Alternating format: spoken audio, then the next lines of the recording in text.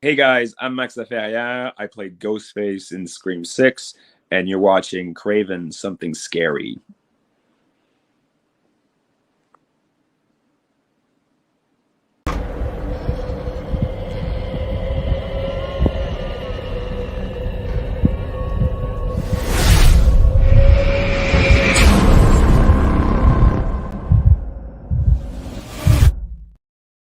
Well, good evening, ladies and gentlemen. It is Monday night, and we are all here for a fun evening together. And I want to say welcome to all of my visitors, subscribers, patrons, and Cravenites. Welcome to Craven Something Scary, where it's all horror all the time.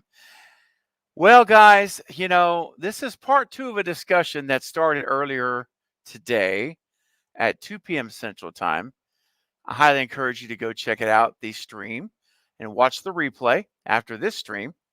I was joined by Alex, my buddy Alex from Podcast Now, and we got to catch up. It's been a little bit, and yeah, it was a good day. It was a good day. So definitely go check it out and see what you think, because it kind of started where I'm headed tonight. Now, for those of you who weren't there, don't worry. This is not one of those like, a TV show where if you missed part one, you have no idea. No, no, no. I'm going to be resetting things, giving a recap, we'll kind of start from scratch because a lot of you guys weren't there. So this is kind of a first time for you guys for us to talk about it on a live stream. And it all stems from a video I published yesterday. And you got to check it out. Scream 7 breaking news. A decision, radio silence decision has been made. Definitely watch the video. If you've not seen it, please give it a look. It's making its way around Twitter quite extensively. And I just heard from my good friend Eric over at the Beard Entertainment that my video now has hit Reddit, the subreddit thread for Scream. So it's making its way all around. So go check it out. I would appreciate it. And leave a comment. Let me know what you think. But we're going to be talking more about that, and I'll recap everything with you guys. Don't worry. Don't worry. But it's great to see everyone here. And I do want to just acknowledge everyone in the chat that has left a comment so I can say hello. And I want to just shout out to Deontay. What's going on? And Paula. And Denisha is here. Jason the Nice One. John Best. And, of course, Val's View. What's up, General? Val is here to help keep the chat nailed down and moderating the chat. Jason, the nice one again. Paula, yep, see you guys here. All right, Russell. What's up, Russell? And Kyle from Flet's Movies and Pop Culture 13. Good to see you, bud. Jen. Hey, what's up, Jen Warner? All right. Nice, nice, nice. All right. Anybody else? Caden. What's up, Caden? Okay. And Caleb. Andrea Grimes is here. What's up, Andrea? And my newest moderator, for those of you who weren't here and did not know, and I wanted to let you guys all know that my good friend, Polar, is the newest moderator for the channel. She is amazing. So everyone, you be sure you give her a warm congratulations. It's a very, very elite, small little group that makes to be moderator. It's a huge responsibility. It takes a lot of trust, and Polar has earned that over time, and she's great. So Polar's on the team, on the mod team. All right, Casey Tibbs, what's up, Casey? And my good buddy Eric, who I was talking to just a minute ago, the Bearded Entertainment is here. What's up, Eric? Got a picture to show you guys. Eric's working on in a minute. And Switch Clips is back. Good to see you again. And Kyle Brandon. All right. Okay, I think that might be everyone. Oh, Chris. Chris Janke. Okay. Great. Great, great, great, guys. Thanks for coming. And Jerry Wilson and JJ. And Mastermind Killer. Welcome, Mastermind. All right. I think that's everyone that's left a comment.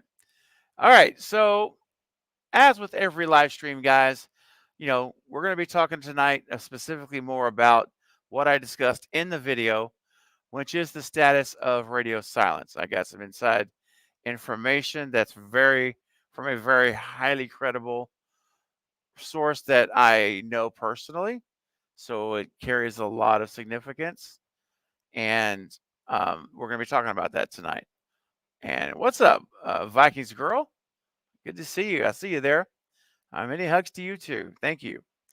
But yeah, so we're going to be talking about that. And I'll be curious to see what you guys think about Scream 7 and the status of it with radio silence and, where things could possibly be going.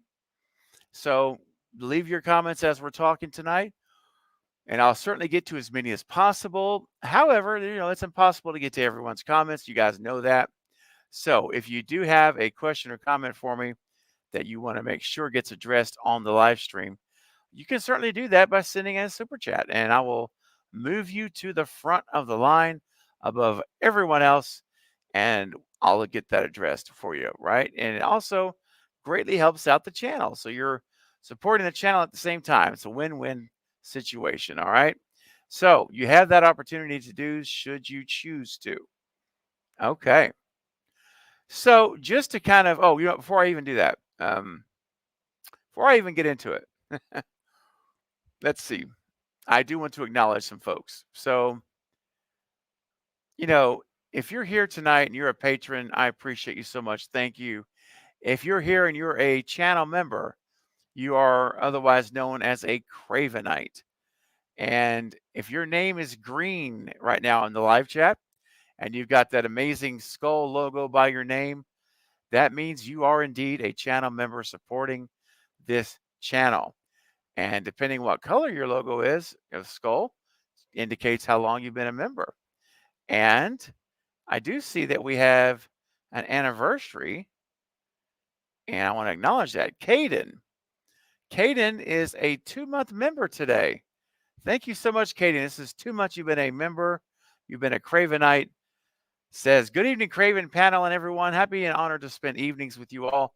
This is going to be another fun night. All right. I agree. It is. It's going to be an awesome night hanging out with all of you. It's always such a good time. And I appreciate all of you being here and making room. And what's going on? Nola Ray. I see Nola's here also. Okay. All right. So for everyone who is a patron and a channel member, I'm going to turn the spotlight on you guys for just a little bit because you greatly help this channel continue to grow and accomplish things. And so I want to be sure you know how much I appreciate you. So guys, turn your attention to the screen if you would, and look at all the names that are going to be popping up in front of you, because every one of these individuals has chosen to support this channel monthly. And I want to tell you, it means a great deal. And I really appreciate it. I do. Here we go, guys. The spotlight now. All right. Thank you, guys. Every one of you are awesome, and I really appreciate you all. All right. Well, okay. So what's going on, guys, is just to kind of level set everything. So yesterday, was it yesterday? Well, actually, a little bit. It wasn't yesterday. It was a few days ago, and I kind of like chose to just kind of sit on the information for a little bit and not share it yet. And then I decided the time was right to do it yesterday, and that's when I posted the video. So I actually have a source that I know personally, and I know this individual, and they are very close to the production of Scream 7, and they reached out to me to share this information. Say, hey, look, you didn't hear this from me, but I'm gonna that it is he is he is absolutely certain that it's done. It's done. That they're not coming back, and that another director has been contracted. So I decided yesterday just to break the story because there's been rumors of going back to April. And I've even talked about it here saying, hey, look, with all the projects going on for Radio Silence, they're getting busy. And it's very possible that they won't be back, and it's very possible. However, this is beyond that. This is taking it to the point where my inside source is telling me it's done. And you guys know, have been here for a while. I don't make these kind of claims. This is not what I do. I report on those making these kind of claims, and we'll give commentary. But this is not the norm for me to come out and say a statement like this. That is because my confidence is so high in the credibility of this individual that I know personally. So yeah, there's just that. I said there was never any doubt in my mind. So that's why I brought this forward to you guys. And yeah, I thought we could chat more about it tonight because I did the video, but we haven't had a chance to talk about it live in real time. All right. So yeah, lots of stuff. Lots of stuff. And also, you'll hear in the video, I hope you guys will watch. It's on the channel right now. And is also the name of the individual that um, my source believes is going to be the director. And now, to be fair, they did not say this was in stone. So I'm not making that claim. But they did tell me that, this person who's who they think is probably going to be. And it's very possible they're already signed. And that individual is Christopher Landon. And Christopher Landon, if you guys remember back in, well, first of all, if you don't know who that is by just the name, Christopher Landon is responsible for Happy Death Day. Happy Death Day to You. Freaky with Vince Vaughn. Also, Disturbia, going back way back, did Disturbia, which was very good. And several entries in the Paranormal Activity franchise. Okay. So Christopher Landon has got experience. He's been around a while. He's not young into business. He's been doing this for a while. He's Michael Landon's son. And I don't know, if any of you know who Michael Landon is, you know who I'm talking about. But he's been around, done a lot of movies. He's worked in the horror genre, and he knows suspense. Happy Death Day. He knows how to do this. I think he's a great fit, guys. And I used to want, like, my personal favorite used to be Ty West. And I think he's awesome. But Ty West is still a very young director. He is right there with Radio Silence. They came out together. If you remember back to VHS, the first VHS, where Radio Silence has segment 4, Ty West has one of those segments in there. They basically came out at the same time. So, and that's not to say he wouldn't do a great job, because I think he would. But I like that Christopher Landon has more experience, right? He's been around the block. He's more seasoned as a director, and he's done a bunch of writing too, but he's not going to be writing Scream 7. But anyway, I feel very good if Michael Landon, that's his dad, if Christopher Landon is the one that is indeed revealed and announced to be the director. And there's another couple other reasons. So back in April, he, out of nowhere, excuse me, goodness gracious, apologize. Did not get hardly any sleep last night, so bear with me. But back in April this year, he started following everyone on Scream 6, the cast, everyone on social media. And we were like, wow, that's interesting. What's going on here? Maybe he's going to be the director if radio silence doesn't come back. This is way back in April. Well, I went just yesterday or the day before last, a couple days ago, or just like this, the weekend. I went to Christopher Landon's Twitter account and I went to look at his most recent follows to see who he's been following. Gosh, guys, I really am sorry. Hang on a second. Wow. Like in the case of the yawns, it's terrible. Um, I went to his, hey, what's up, Extron? And Justin. Hey, Justin.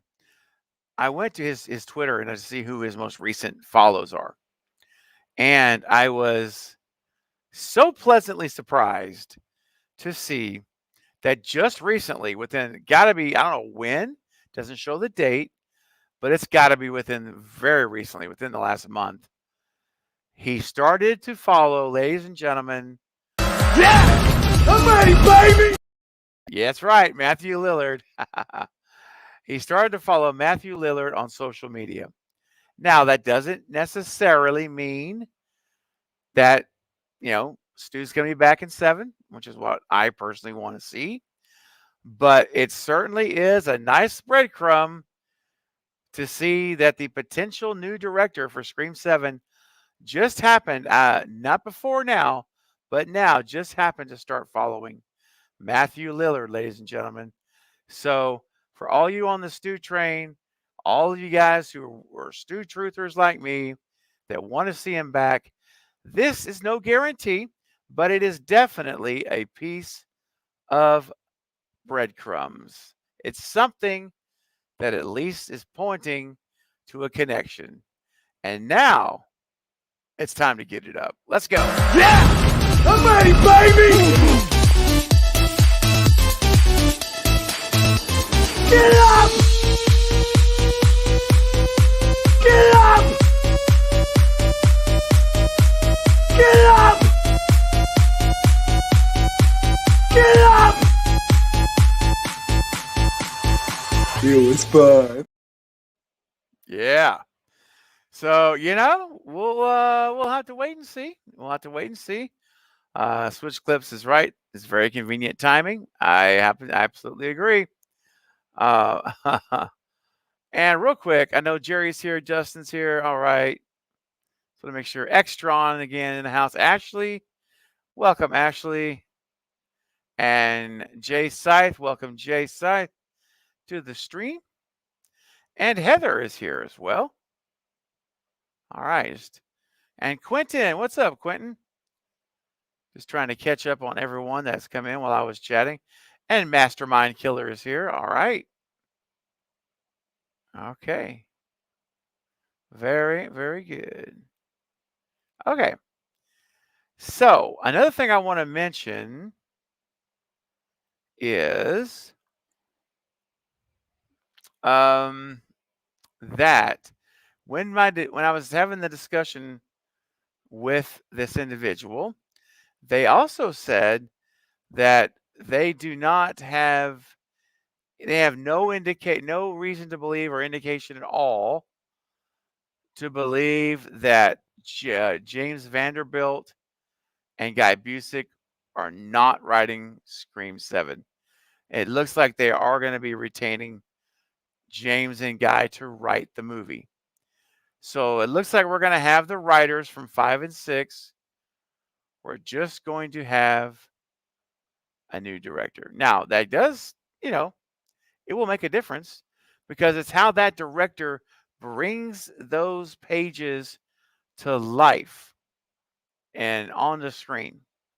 And that's different for everybody. Everyone has different tones, feels to how things look. It's all that stuff.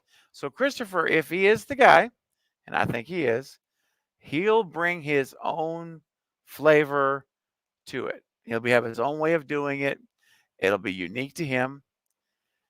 But if James and Guy are indeed retained to write, then as far as the story goes, continuity, right? Continuity is a big deal. And I know that's we all are concerned about the story continuity from 5 and 6 carrying through to 7. If indeed this was the plan to do a trilogy, which again, no one has said that but us as fans, but it's a natural assumption. I don't think it's wrong to think that. But let's put it this way: whatever they have in store for 7, if we keep the writers, which it looks like they will, then that will remain intact. And then I think after Scream 7 is concluded, it's a free for all in terms of where we go next in the Scream universe, as far as who is going to be our next protagonist. I personally hope it's not the twins anymore, or not the twins, but the Carpenter sisters, I should say. What's up, Steeler Nation? Good to see you here tonight. All right. I hope I really do. I mean, I was having this discussion a little bit earlier today, and we were talking about, I think, with Eric over at the Beard Entertainment, where we were chatting, and that's one of the things we're talking about. It's like, if we end the Carpenter sisters story in 7, then let's go ahead and start fresh in 8. They had 3 movies. They told their story, done deal. Now let's go ahead and have a new everything, new writer, new, and not necessarily new director. If they can keep Landon, let's keep them, but new writers and new protagonists, all that. Yeah. All right. And real quick, Extron has been a member of the channel for 6 months. Congratulations, Extron. You hit the 6-month anniversary. And he says, love you, Craven. Glad to be a member, and I'm glad your source told you this information yesterday. Thanks for letting us know through your video. Oh, thank you so much. That's very kind, Extron. And the pleasure is all mine, honestly.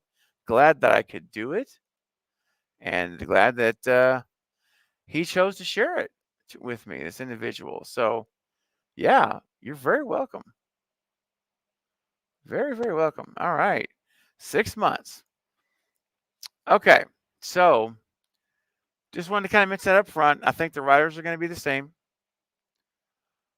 We're just going to have a new director, and we're going to see what Christopher is going to do, if it is him, obviously, with Scream. How is he going to take the script, bring it to life on the screen in a way that's compelling, in a way that draws us in and keeps us there? That's the key. And I think he can do it personally. I'm honestly excited about the idea. It does not make me nervous. I'm not like sitting here all concerned. I feel really good about it. I think that he'll do a good job. Yeah, I really do. And real quick, I just want to acknowledge Juan for earlier today, upgraded his membership. He was already a member, but Juan upgraded his membership to the extended cut level. And so, Juan, I will be updating my slide for my next videos to show you at the extended level. All right. But thank you, Juan, again for extending up. And if you're a current member and you're like, you know what, how do I upgrade my level? You can simply go and hit either, let's say, upgrade or perks and upgrade. You'll see the button. Just smash it. It's next to the subscribe button. All right, Juan. Thanks again, man. It's very kind. Okay. So yeah, that's what we're talking about, guys. We're talking about continuity, keeping the writers, keep the story going. Yeah. All right. Let me get caught up. All right. Okay. Very good. Swamp Gale for Stu. I'm just catching up on the chat, guys. Bear with me. Bear with me. I'm catching up to you. Okay.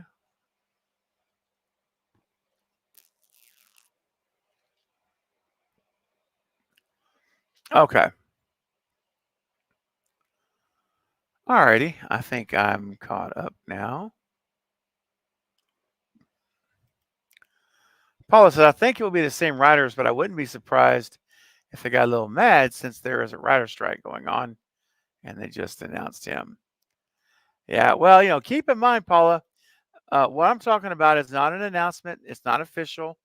It's not coming from Spyglass. You know, anything can change. I always want to say that too. Remember, anything can change. Life is funny. Life can happen, and people's perspectives can change quickly. So, does this mean 1,000% chance there's no chance that they'll change their minds? No, it's possible. I don't believe it's going to happen. I thoroughly believe radio silence is out. I don't think they're coming back no matter what. But you never say never in this world. Life has taught me that many times in my life. You never say never. So, sure, anything can happen. But we're going with what will likely happen. And those odds are in favor of the scenario that I laid out. Yeah, for sure.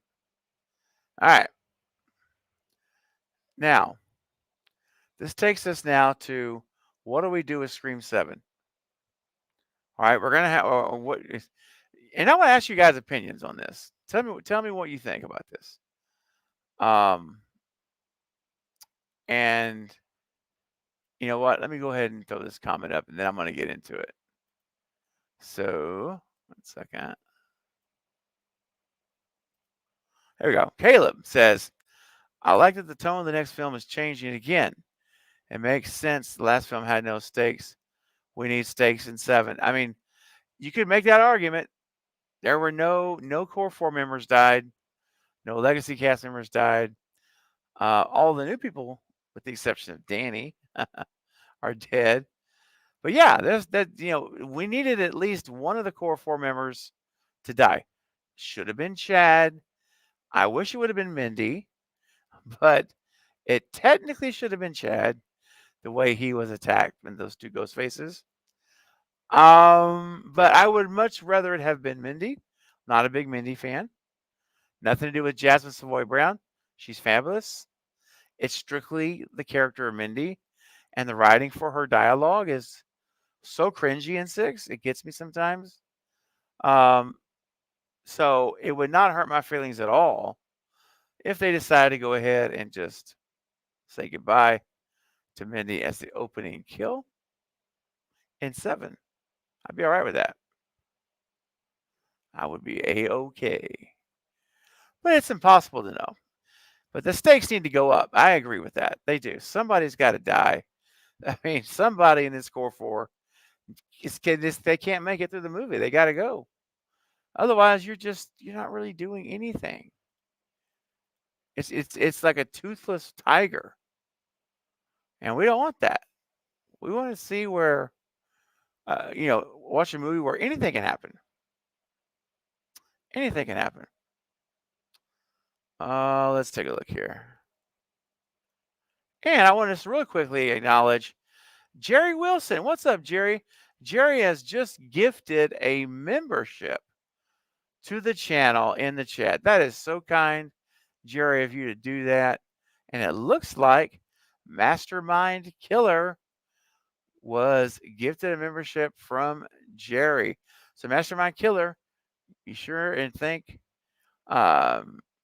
Jerry, because you are now amongst the inner circle of the Cult of Craven. That's very kind. All right. Very nice. Thank you. Thank you for doing that. So nice. So, yeah, just things to think about. And again, I know I mentioned this earlier on my afternoon stream, but I just have to mention it one more time, because the comment that's made by Danny Brackett when he's talking to Sam, he says, yeah, family can be rough. And I'm like, okay, hold on a minute. Who's your family? Because Scream's always based in family. It's rooted in family. Always has been. So I think we'll find more about him, and I hope I don't want him to be a Ghostface killer. I think he's great for Sam. But at the same time, it wouldn't shock me. It really wouldn't. It would not surprise me. Or maybe I mentioned this earlier when I was talking to Alex, like maybe he was supposed to go and kill. Maybe he's a relative of Stu. And he was there. Stu sent him there as like his right-hand man or something in the cult. He sent him there to do the business and but to get rid of Sam or bring Sam, whatever the case may be. But then he got cold feet. He, you know, he started getting feelings for Sam. And now he's divided because there's that line a little bit later on. I think Jen reminded me of this afternoon where he tells Sam, "Don't trust anyone, not even me." Interesting thing to say. Yep. What's up, Film Flicks? Welcome to the stream. But yeah, that's an interesting thing to say. It's almost like, I know something you don't know about me. Like, I know what I'm capable of, right? I know what I'm capable of doing. You have no idea. And I think there could be, that could definitely happen, for sure. All right, I'm catching up with the chat here. Let's see here. Okay, so question for you guys. Let's stop for just a second. And let's talk about Scream 7 and the opening kill. So I would like to know, everyone start listing out who your choice is to be the opening kill in Scream 7.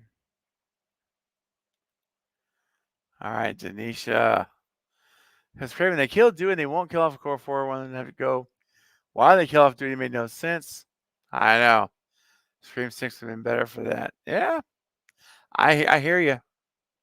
Killing Dewey is just not the right thing to do. I don't care what the options are. That's not the option. You take that off the table. Yeah. Let's see.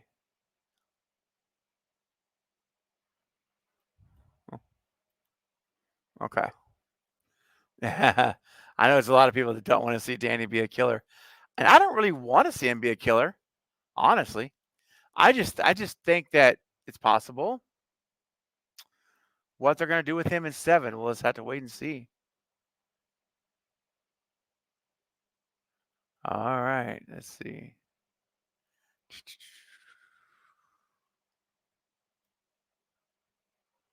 Okay. Yeah, I was right. I'm catching up on the comments here. What's up, Eric? Eric says if this was any other writer, I would think that line has further context. Yeah. But Radio Silence just didn't plan things like that. Plus, everyone has at least one rough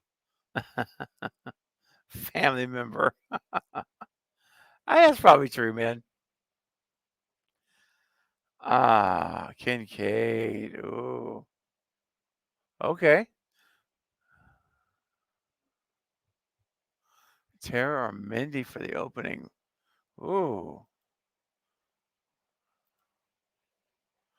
Oh, Kool-Aid. Okay.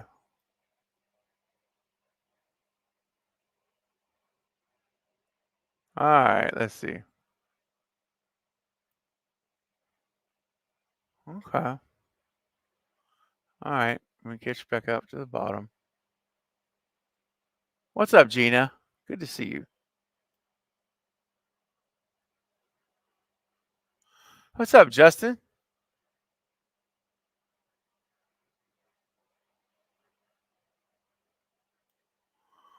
Okay.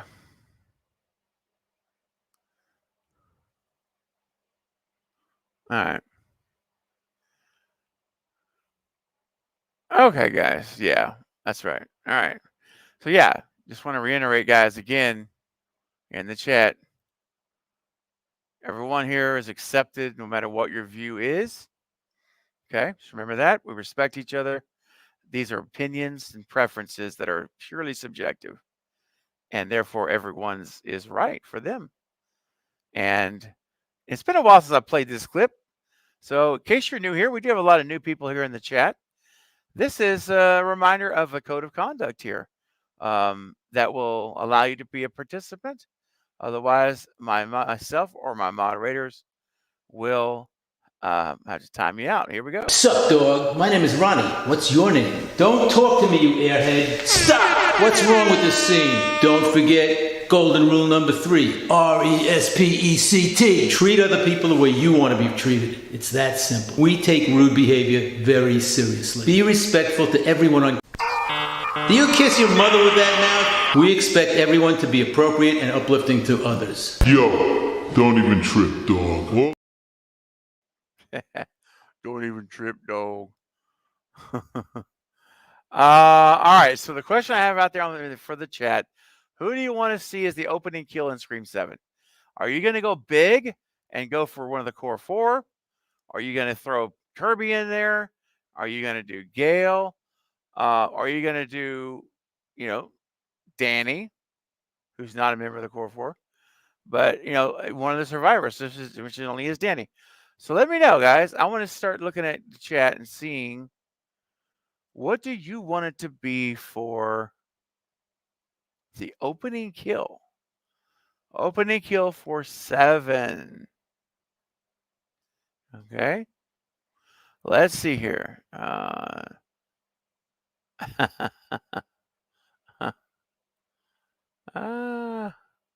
What's up, Katie? From Popping the Popcorn is here. All right, man. Good to see you, Katie, as always. Caleb says, nobody important dying anyways. Well, they didn't in 6, so we'll see what happens. What's up, Justin? Love the dial-up sound. Me too, man. I remember those days. Okay, so Gail. Okay. Jordy with Mindy. I have to agree. I think Mindy would be. It's time for her to roll on out. Gail. Oh, wow. A lot of Gails. Val, Katie, and Russell are all voting for Gail. Switch Clip says Mindy or Gail. Hi, man. What's going on, man? Film. What's up, Film Fix? If they call Scream 7 the final chapter, they'll guarantee 3 more films. Probably so. Yeah, probably so.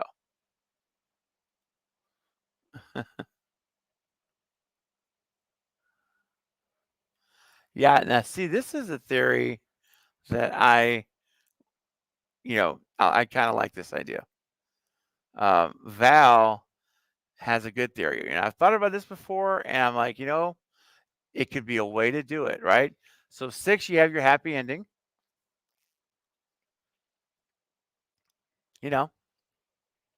Everybody makes it. And then what do we see in 7? We open up to find out Gail never made it out of the hospital.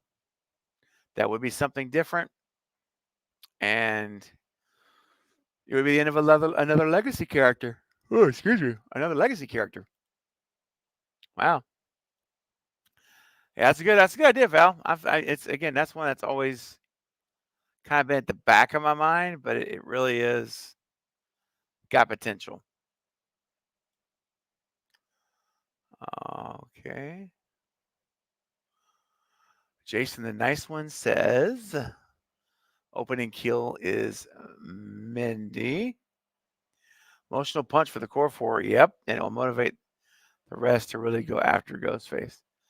Yeah, well, I was thinking like the same concept, Jason. But man, I mean, I like the idea about one of the core 4 in the beginning, and I'm thinking Tara or Mindy. Mindy probably would be the one I'd like to go first. But if it was Tara, oh my gosh. Not only would it be shocking, it would send Sam down a spiraling path. Oh man, I'd like to see it. Start off with the stakes up high. What's up, man? Okay, there's another vote for Mindy. Yeah. I'm just scrolling down, reading your comments, guys. Oh, that's a good one too. Heather's like, killing Gail in the opening would set the stakes for the film. Gail literally wrote the books. That's true. I literally wrote the book on it. Yeah, totally. Okay. Let's see. Yeah. Yeah. Hold on. Okay. Yeah, Justin is right. There's got to be a higher body count. Think about this. In Scream 6, we had the most ghost faces of any film in the franchise, and we had the highest number of survivors. Like, wait a second. This ratio is completely upside down. There's a lot that, I don't know if it's just the menu, whatever it is. I don't know. But Ashley says, I don't trust Sam's boyfriend in 6. See, I was talking about that. Takes us back to Danny. I think it's a good idea to have a little bit of distrust for Danny. I do. I think it is. What's up, Insanity Steve? Good to see you. All right. Mark and Kay should be marked for murder in the first and 7. Then Gail and Mindy make the killings at 3 different times. So it draws Cindy back in the story arc. Ooh. Wow. That would be pretty brutal. Man. Maybe good, though. But boy, it sure would be brutal. Hey, what's up, Garen? Sorry.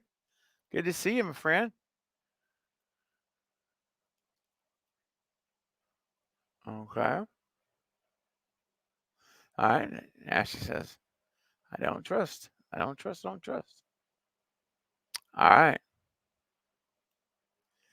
I know, Jason. Tara would be so shocking. None of us would see it coming. Like our jaws would literally be dropped to the floor. It would be nuts. Yeah. It would be shocking. That's right, Denisha. It would be shocking. And I imagine this. Because remember, Tara was attacked in Scream 5, obviously in the opening, but she survived. She got away. Could you imagine if we see her attacked in 7, but this time she doesn't get away? And right as Ghostface is about to deliver that signature swipe before the title card, he makes a comment and says something like, you didn't really expect I would let you get away again. Oh, then I'm like, well, hold on a minute. Who is this? And you know who it is, guys. I speculated his involvement going back to Scream 5. I think there's only one person that would say that. And of course, it would be the one and only Stumacher. Heck yeah. That'd be really, really cool. Good night, Polar. You take care. You have a great night as well. We'll see you very, very soon. And congrats, moderator. I need to add that to her name. Bye-bye, moderator. Polar. Oh, gosh. All right, guys, I'm going to probably go about 10 more minutes. I had a guest lined up to come, but it's like he's not going to be able to make it, which is fine. Life happens. It's the way it goes. No big deal. Yeah, that's right. Ashley's like, when will this end? It's not going to end until the movies make 40 grand, 40 grand, 40-50 million dollars, like just terrible. Then it's going to end quickly. But as long as these movies are bringing in $1.30, $1.40, 50, nah, they're going to keep making them. Absolutely too much money, way too much money.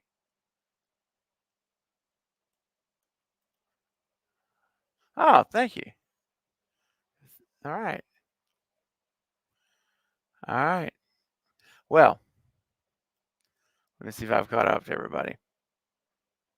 Yeah, good night, Polar. You take care.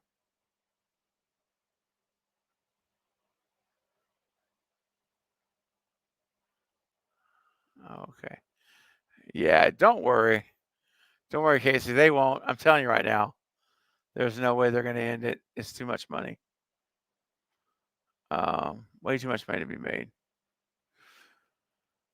All right. Hey, guys, I'll be right back. I got to step away for just a second. It won't take me that long, but I do need to take care of something here. But don't fret. Don't leave. Stick around. All right. I'm going to be right back very, very soon. Nobody go anywhere. I'll be right back.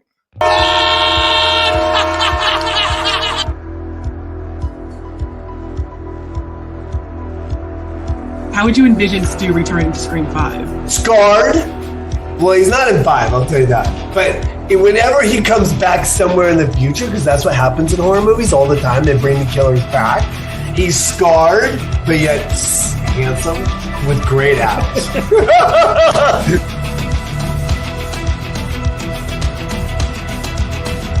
He feels he didn't die. I didn't, dude. I will throw a TV on my face right now to prove it. On TV, I will be like, here's the deal. This 2-ton TV, I'm going to throw on my face. And if I die, then I will let this moment go.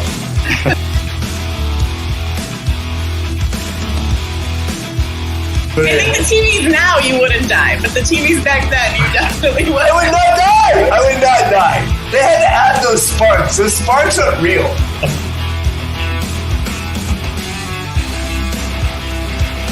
So I would like to argue on behalf of the stupids out there that he is still alive.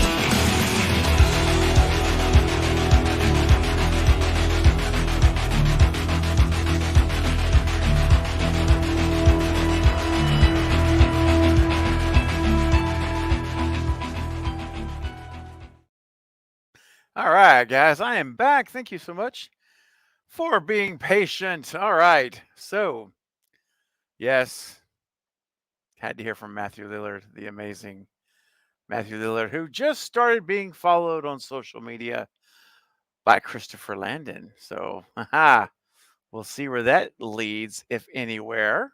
Knock on wood. All right. Okay, guys. Been going for almost an hour now. So I think at this point in time, here's how I think I'm going to start wrapping things up. Basically, like this, that with this information I received, it's very trustworthy. For me, I absolutely 100% believe it's accurate and correct. Radio silence at this point in time, let me put it this way. Could radio silence come back? Sure. Anything's possible. But if you ask me, do I think they will? Do I think the odds are where are the odds of them coming back? I think the odds are overwhelmingly against it happening, because the decision for them to not return occurred prior to the strikes. And that's significant. For me, that's very significant.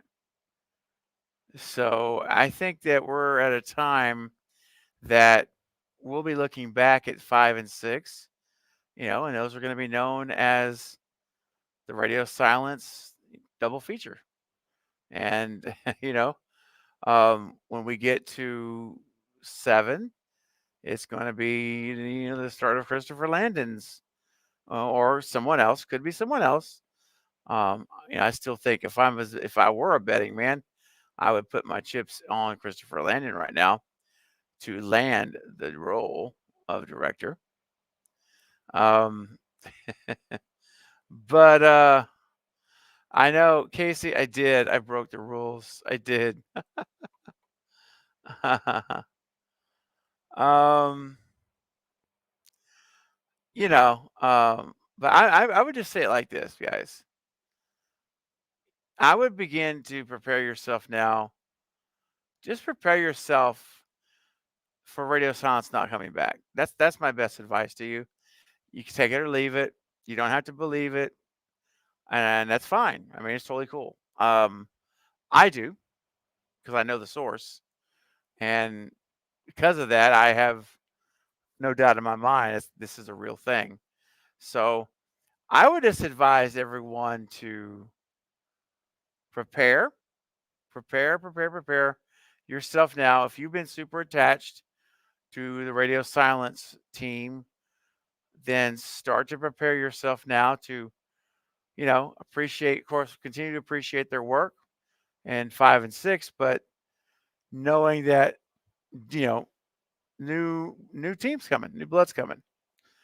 And then if something crazy happens and unexpected, and it turns out that they work it out where radio silence does come back somehow, after the strike's all in and all this, then you'll be excited. It'll be a surprise. But I don't expect that to happen. No. All right. Let's see. I see a few questions coming in here. Let me answer these questions first. Yeah, I think by radio silence, like Extron said, that's where I'm at. I think it's at the point. The quicker that we come to the place of acceptance, the better. And again, if something crazy happens, which life can be crazy, I've witnessed things I never dreamt I would see that they happened, and 6 months from now, this strike ends. Radio silence is back all of a sudden. It could, yeah, sure, it could. Not likely, but it could. But I think the best thing you can do now is just, in our mindset, guys, we now need to start moving past radio silence and thinking, who's next? What direction are we going next? Are we gonna have Guy and James writing it? I think we will. And then who we want? I mean, I think Christopher Landon may already be assigned and attached to 7. It could already be a done deal. That's not been announced. It's very possible. But that's who I'm pulling for. And actually, Switchclips put up a great question. Says, if Landon wasn't the new director saying radio silence is not coming back, who else would you like to see? Well, the guy I would, even though he's young and he doesn't have a ton of experience yet in filmmaking, kind of like radio silence, they're earning their chops, or busting their chops, or they're what is it called? Earning their stripes, I guess you'd say. But it is Ty West. I think Ty West came out at the same time as Radio Silence. They're kind of in the same school together, if you will. But he did an amazing job with Pearl, and X especially was my favorite horror movie of that year. And excuse me, I would take a flyer on Ty West. I really would. I think he could do it. He showed me an X that he could do a slasher. He could do a suspense. He could make it work. So that's one director I would love to see doing it. One of my favorite directors in the business, you guys know, is James Wan. But I just don't think James Wan, this is not really a James Wan movie, although he did Saw. We forget sometimes that was James Wan doing Saw back in 2004. So, I mean, James Wan is a master director in my book. He could do anything. So I wouldn't hate it if James Wan was the director. But I have to say that Landon is my first choice now, and I love the potential that's there with him, and I love his experience. He's been around a long time. Hey guys, I was getting ready to shut the stream down, but I have a knock at the door here. My guest is coming in, so I'll go a little bit longer since he's coming in now. We'll go just maybe another 20 minutes or so. So please welcome my good friend and supporter of the channel. You know him well. He is, he's always hanging in the live chat or on a panel with me in some capacity. And he's got a great channel of his own that I always love to visit his streams. Please welcome my buddy Marcus from I Shot Him 6 Times. What's up, buddy? Sorry for my lateness, man. You barely caught me. I was about to log off, dude. I heard that. I was just like, oh, snap. I just caught him at the right time. Yeah, man. So basically, we've been talking about the news that I sent you yesterday. That's kind of going viral right now on Twitter and Reddit. I found out from Eric. So, before we get into your thoughts on it, because I do want to hear your thoughts big time. But the chat, I asked the chat, I've basically been sharing just the last few minutes, telling everyone in the live stream, and a lot of people have been leaving because I was going goodbye. I lost like 10 people, but we're gonna stick around a little longer. So if you're still here, don't go anywhere yet. We're gonna go a little bit longer with Marcus. But what I was basically telling everyone, and I don't know, let me ask you, Marcus, have you had a chance putting you on the spot? And it's okay if you haven't. Not a big deal. I was just wondering if you have seen the video yet. Yes, I did. Okay. As soon as I saw your thumbnail, I was like, uh-oh, click. Okay. All right. So you know where I'm coming from and the whole story. Yeah. Okay. So, and I want you to think about this question that I'm asking. Mm-hmm. And I'm going to share some of the audience's responses while you're thinking. Then I'm going to come to you. Okay. So the question I asked is, or basically not really a question, I guess. It's more like this. I believe we're at a point as Scream fans, whether you loved Radio Silence, and a lot of people do, whether you didn't like him, and I know a lot of people didn't, or if you're in the middle, thought they were doing all right, it doesn't matter where you're at along that line. I think we're at the point now, I'm recommending to everyone to begin to accept the fact that they're not coming back in 7. And because here's the thing, Marcus, life is crazy. Anything can happen. We're in the middle of a strike now. There can be a change. People can have a change of heart over the next few months or whatever. And they could announce in January that they're back. And it all changed. And so, and if that happens and you're wanting them back, that's a nice surprise. But I think we need to, what I don't want to see is, and like a lot, and I'm not trying to dash people's hopes. Right. That's not what because that's not what I'm about. No. But I've seen a lot of people commenting on my videos, but rather than just and you don't have to believe, and again, you don't have to believe what I said. I respect everyone's own ability to choose what they think. But it's like almost a denial that it could even be true. I mean, I've seen people saying things like, "Oh, there's no way this could be true." This is. I even had one. I got tagged by a particular user in Instagram. Oh wow! That posted my video thumbnail that I posted and said, please stop posting these lies. Please stop. And I'm like, dude, come on, man. Right. It's like these people, it's one thing you don't have to believe it's true. Right. But to not be open to the fact that it could be. Right. That's blind. That's blindness, dude. And so my point is, what I'm trying to share with everyone before you came on is I recommend let's take the position that they're not coming back. Right. And let's start looking forward, looking to the future without radio silence. Let's appreciate the two, I call it the radio silence double feature that we Right. have.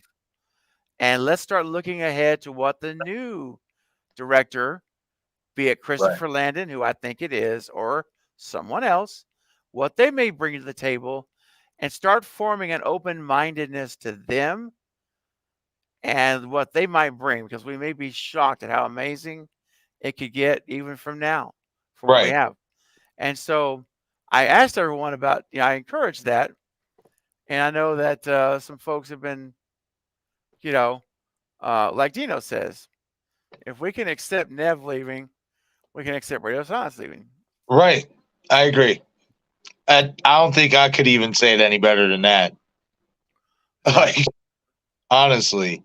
Like, and I get it, I get, everything is just basically speculation, but like you said in your video, when you got somebody who's that close, Yeah. when they're that close to the production, Right. it's kind of almost a gimme. You know what I mean? Yeah. Like that's kind of a gimme. That's coming from somebody who knows. Yeah. Yeah, man. Yeah. And listen, I get it. If if you're one who wants, the continuity to stay intact, I Right. get it why you would be upset. But I also say, look at it like this, and we've talked about it many times. Mhm. There was definitely some continuity issues. There were some things, that could have been patched up. Yeah. And a lot of us fans caught on to that. And I think you have to ask yourself this question. Okay, let's say if you are one who wants Radio Silence back, what if we get a 7th film that has more questions than answers? Yeah. Because I feel that way about Scream 6. Mhm. And some things in Scream 5. And it's not to say those guys didn't do a good job. I thought for what they did, especially reinvigorating Scream, they did a solid job. But Yeah, right. But it's just like kind of like, with Scream 3. And I know some people are like half and half on that. But it's just like when Kevin Williamson didn't come back. You had to get a new writer. And that still turned out to be a fairly decent movie. I love it personally. Right. It's still a good movie. It's still a good Scream movie. So, and I'm with you, man. I think you're onto something with this Christopher Landon thing because, and we said this about Jack Champion following Matthew Lillard. You don't do that for no reason. No. Just like you're Out of not the going to blue? follow everybody. He followed everybody. Back in April. And then all of a There's a sudden, reason for it. it has to be, man. Like, because he didn't follow Matthew back in April. Right. See, if they got a draft of the script since April, which the rumor is there's a completed first draft. Yeah. If Guy and James are actually going to pull the trigger and bring Stu back in 7, and they got Christopher Landon that script, that rough draft to take a look at, and he's like, oh, okay. So he all of a sudden now, just within the last, gotta be the last 2 to 3 weeks or 4 weeks, goes and follows Matthew Lillard now on social media. Dude, I'm just saying, man. Right. To me, again, it's not a guarantee of anything, but it's very, very suspicious and awful coincidental. Where there's smoke, there's fire, my friend. Yes, exactly. That's how I look at it. And this is another thing too. I mean, what a lot of people are like, "Oh no, this ain't true." Radio Silence is going to come back. Guys, you got to keep this in mind too. One of the big rumors that came out before the strike is that Radio Silence might not be back. They got these other projects lined up. They got the Universal Monsters movie. They got Escape from New York. These are some busy cats. So I'm not. When I saw your video, I wasn't surprised. Yeah. I really wasn't. I was like, hey, I mean, this is kind of expected to me. And it's funny that you brought that up about how, basically somebody shared your Instagram post and shared your thumbnail on an Instagram post and said, "Stop these lies," because I did a video about Melissa and I dubbed it Doubt of a Return. And the reason why I dubbed it that way is because of what she said about I'm not opposed to Scream 7. Well, that's not a definitive yes. Right. And I said that in the video. I said, now guys, I expect her to be back for Scream 7. I said, but this is what we got to take into account too.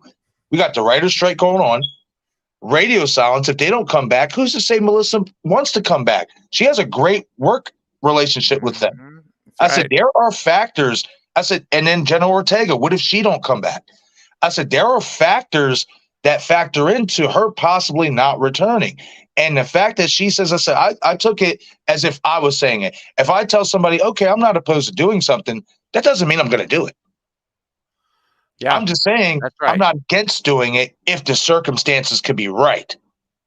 Mm-hmm. You know, and somebody came into my comments and was like, oh, this is the problem with our community, this and this and that. You're spreading false rumors. I said, I'm not spreading any false rumors. I'm simply laying it out. I said, I've even said in my video, like, I expect her to be back. I'm just letting you guys know there might be factors here at play that we're not paying attention to that might not have her come back. Yeah. You know, so That's it's true, going to man. be interesting. Well, and that that kind of leads into Extron's comment, because he's like, Nextron's thinking that the chances for Nev and Seven actually go down without radio silence, because she loved them, and would she want to return with new director? I'm gonna tell you what, I think she would, because now it's not like they were Wes Craven. It's a different scenario, Right. and she only did one movie with them. She Right. didn't do 5 and 6, only did 5. So I think, because whenever Nev talked about coming back, she didn't qualify it by saying, here's what she said. She said, I feel like there's more story Yep. to tell for Sydney. I don't think her chapter is done on her story. Right. And she said, if I was approached with the right attitude, meaning from the studio, and Yep. a proper offer, I would consider coming back. Nothing to do with anything else. Nope. I think that she loves Sidney Prescott, Oh, yes. and I don't think that the director, just because it's not radio silence, is going to be a no, automatic no. I don't believe that. I think she would be, if she's going to want to see the script. Remember, Yep. she's going to see that first. She's going to need to be offered a proper, fair wage Yep. for what she feels is right. And if those things are good, then I think she's going to come back. I mean, I think, she might meet the director and talk about it, but Right. I think it's going to be the script's the key, the script and the cash. And Oh, yeah. I think, I'm not really that concerned about her not coming because of radio silence. I'm really not. Me neither. I'm not. I look at it like this. That last convention they were at in Denver, that Yeah. woman started bawling her eyes out, telling the fans how much she loved them and how much she loved being a part of this franchise and that character. Yes. I think that tells you everything you need to know. Like, she loves Sidney Prescott. She loves playing that role. Yes, she does. She Yep. is. She is all about it. I mean, it's very personal. Right. And that's why, again, I mean, I understand like why it took her a while to come back to 5. She had to really, because it wasn't Wes. Right. That's a whole different thing. I mean, that makes Yes. sense to me. I mean, but now that Wes is gone and she's done one, I think now it's more like, okay, I need a good script, a good wage. Right. And I think she'd come back. Yeah. I agree. It's the same thing I say with Matthew. With Wes not being in the picture, everybody was up in the air about whether there was going to be another Scream movie Yeah. and stuff like that. That's why he said what he said about Stu character. But like I said, it's just so ironic when these new movies are coming out, he is adamant that Stu's alive. That tells me something. That tells me somebody told him something. I mean, That's all I'm saying. That tells me somebody gave him an ear and like, hey, we got you. You know what I mean? We're going to plan it like this. Yeah. We're going to slowly sprinkle the seeds in 5 and 6. That's and right. then in 7, the green light. Oh yeah, absolutely, dude.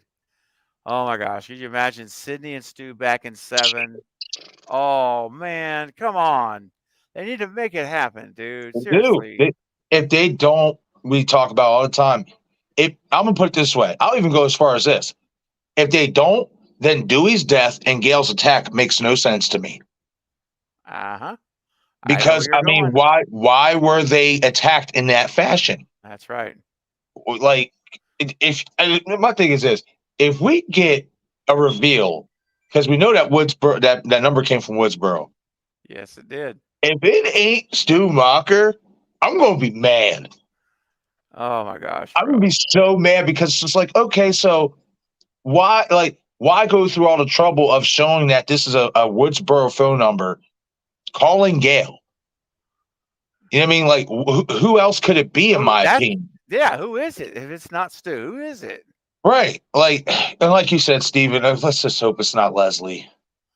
Oh no. Like, no. that's what I'm saying. Like, I just feel like there's just too much groundwork that was laid, and if Christopher Landon does subsequently become the director, Yeah. what's the reason for following Matthew Lillard if Matthew Lillard ain't going to be in a movie? Man. Like, yeah. Like, I mean, unless there's another project going on we don't know about, I just can't see it. Like, I really can't, man. Like, they got to bring him back at this point. You done did too much. Yes. Like, and just like with Mindy saying it. Oh, that's if you believe he's alive. I mean, that's if you believe he's dead. Now, that's something I wanted to ask you, Steven. Yeah. And we've went back and forth with this possible theory that Mindy could be a killer. Isn't it odd to you that she obviously believes Stu Macher is alive? Yes, she does. She never mentions him as a suspect on the suspect list, and she never brings him up to the other three. Mm-hmm.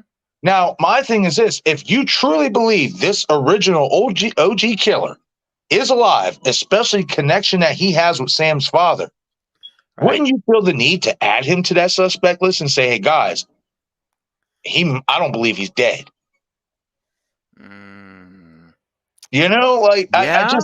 I was going back and watching it, and I'm just like, okay, so if you believe that, why, when you're doing your whole monologue, you don't ever bring him up?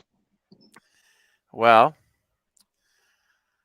I don't know. I hadn't thought about that. I mean, maybe when she's saying, if you believe he's dead.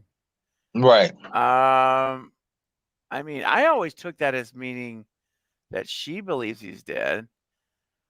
But maybe she's saying, like, that's the other voice, like, that's out there.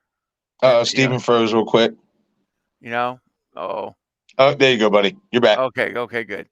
What if, and I hadn't really thought about this before. I had to give it more thought, but my first thought is, I've always assumed she was a Stu truther based on that, right? Right.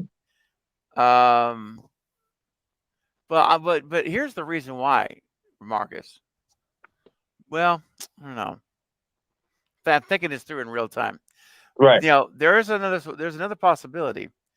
The other possibility is that maybe she's herself not necessarily a truther, but the other voice in the community, in the stab world. Yeah. Like the Scream world. Right. There's in the fandom, it's very split. That makes sense. So that makes sense. She could be speaking for the fandom of Stab. Right. Well, if you believe he's alive, like it was like the people that don't think he's dead. Right. So it may not be that she believes herself. Right. But that she's voicing because there's a big others who do believe that he's alive. Yes. Yeah. That makes a lot of sense. Yeah. I never thought of it like that. That's a good catch. Yeah. That's and it does make sense that she could be doing that, Right. Yeah. Wow. So much stuff. I mean, I tell you, so much stuff, dude. There's one thing that I know is not going to happen, but you know what? That's the beautiful thing is we can imagine, we can theorize, and we can hypotheticalize, which is, I don't know if that's even a word, but I'm making it one. Is imagine, my friend, they announced this. They announced that once the strike is over, obviously, they announced as soon as it's over, ladies and gentlemen, or we get posters or marketing. Direct Christopher Landon. Scream 7 will be directed by Christopher Landon.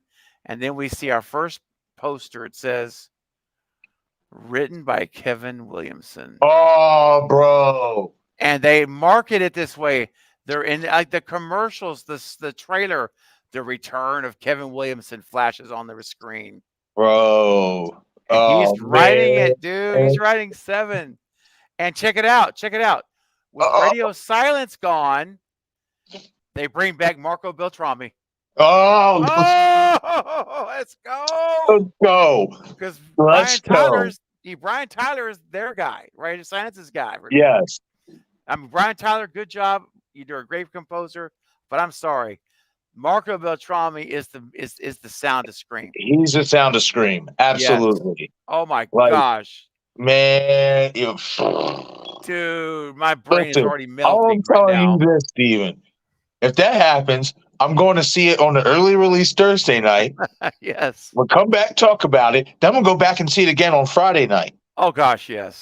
I mean, buy tickets for like every day, the whole 4 whole weekend. Whole weekend, every day.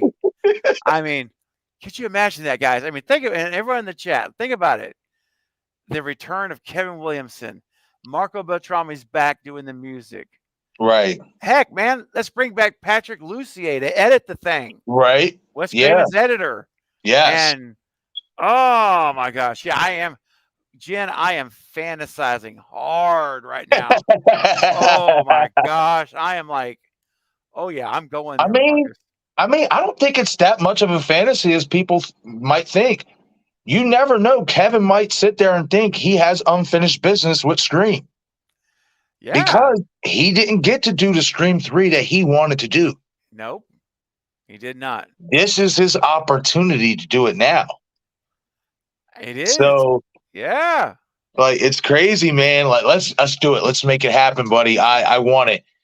Kevin Williamson back in the writers booth for Scream. Shoot, man.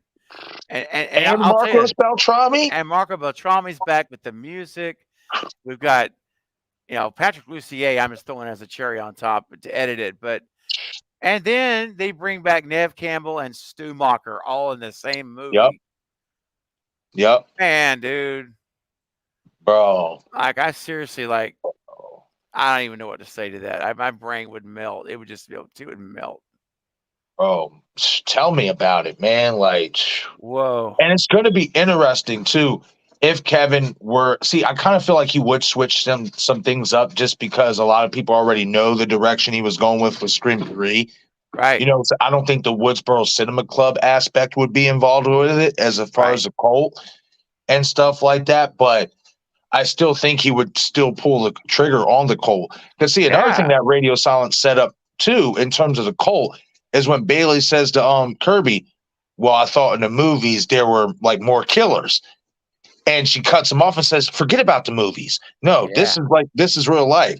That's right. I always took that as, they're hinting that there are more killers. Mm-hmm. So. Well, Marcus, I'm glad you brought that up. Let's share this real clip with the audience and bring everyone up to speed just in case. Okay. They're not aware of that third movie that Kevin didn't get to write, that he intended to write, but had to change. And let's hear from Matthew Lillard himself. Here we go, baby. Let's go. Well, I have an incredible piece of trivia, which probably nobody really knows. That Scream 3 was in pre-production, and I had actually been hired to come back in Scream 3 as the killer. And then when Columbine broke out, they scratched the entire script. They scrapped it. Because it had something to do with high school and taking over kids and making them do terrible things. And the producers were like, Wes was like, we have to, Bob was, we can't go this way. And so I actually was paid to be in Scream 3 and never had a chance to fulfill it. See, Here you go, man. it's right there.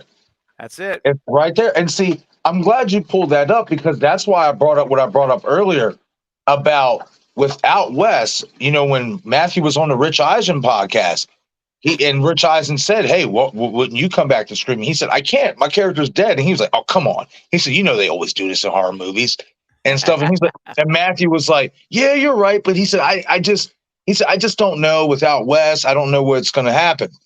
And that's why I say radio silence, in my opinion, I think they told him something. I think they gave him some words of encouragement. Like, listen, this is where we want to go. This is where we want to take it. Even if we don't do all three, the plan is to lay the groundwork for you to come back. Yeah, because like I said, I mean, that was 2018 that he had that interview with Rich Eisen. 4 years later, Scream 5 comes out, and people forget this too. He was involved with the movie. He was just a background character, but until the point, like everything they set up for, in my opinion, you have the ending at Stu's house. Mm-hmm. Dewey gets killed in a fashion that Stu speaks about. Fast forward to Scream 6. Gail gets attacked. She gets a phone call from somebody from Woodsboro. She gets attacked the same type of way that Stu likes to stab people. This isn't just a coincidence. I agree. 100%. There's too much there to not pull that trigger. They got to do it. Well, and I have to mention, Marcus, that you're the one. It was a brilliant question for Max the Ferrier. Yes, man. When Max, who plays Ghostface in Scream 6, and we all remember the scene in Gail's apartment when he's on top of her and he grabs the knife with both hands. Lays it above his head. And Marcus sent in, I think it was the best question of the night. And Marcus said, basically, I'm paraphrasing you, Marcus. But, right. Oh, no, do you remember what you said? You go ahead and yes, I do. Yeah, go ahead. Yeah, I asked him, I said, so in that scene where you are on top of Gail, you put two hands on the knife before you go down and try to stab her. Did you decide to do that on your own to be creative, or did radio silence ask you to do it that way? And he said, "Oh no, I was instructed to do it that way." That's right. Yes, he was told. Radio silence told him directly to do the knife over his head with both hands. That was intentional. Right. And I knew why. I knew why Marcus was asking that. Because that's the way.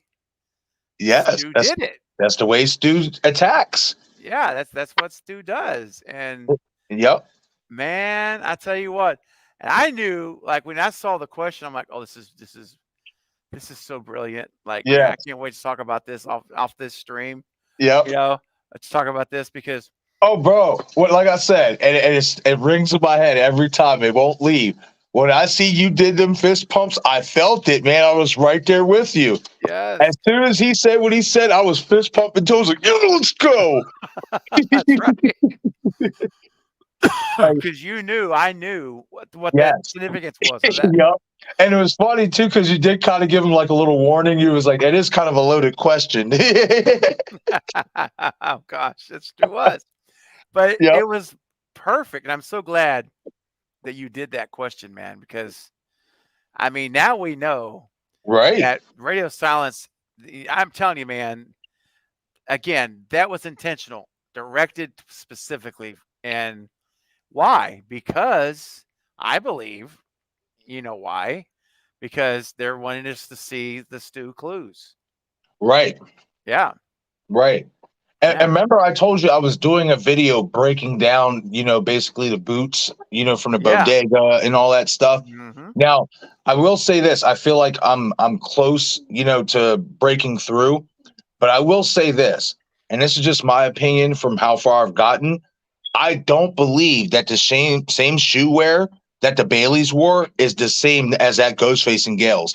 And the reason why I say that is because every single one of the Baileys shoes that I've seen from the angles I've cut it from, they look like they're like, I want to say kind of like steel-toed material to a degree. Okay. Like they got, and the other one, that when you see that foot land on Gale's floor, that looks soft. Like the material on that shoe looks soft. Like it doesn't look like it's a boot. It doesn't. Like Interesting. It doesn't look like it's a boot. It looks so like the material, especially from the side, are so soft. Like in particular, I'm gonna say this. I know for a fact that it's not Quinn's boot because I got a close up of Quinn's boot, and her boot was like kind of thick. That boot that shoe that Ghostface was wearing in that scene, it was not thick wearing. It was not thick at all. The one I'm having trouble with, and we know Ethan wasn't at the house, but I just want to do it just to be 100% clarified and stuff. The one I'm having trouble with is Ethan's boot. I can't get a clear shot of his in the Ghostface shrine. He's eluding me. He knows what I'm looking for, and he's like, I'm gonna make this hard on you. Kind of like Danny. Remember when Danny comes walking up the steps when he meets Sam the first time, and the camera cuts off right before he shows his coming up that top step? I did see his boot wear though. Oh yeah? Okay. I did. When he's running up in the hospital or up the hospital stairs, you catch it. Okay. His is like brown. His is brown like Timberlands. I don't want to say they are Timberlands, but they look like Timberlands. All right. Yeah. His is a brown boot, and it's not the same as the other ones, that I saw. But to me, and this is also, I brought this up in that video when I talked about Danny's boots. I'm like, the lining is the same as the lining in Scream 3. It's just a different color. Like how in Scream 3, they have that trimming, that white trimming on the edge, on the side of his shoe. His has that too. His boot is just brown. And I said this, I said, just because, his boot is brown, I said, we know this for a fact. And this is something Sister Pam brought up in one of her videos.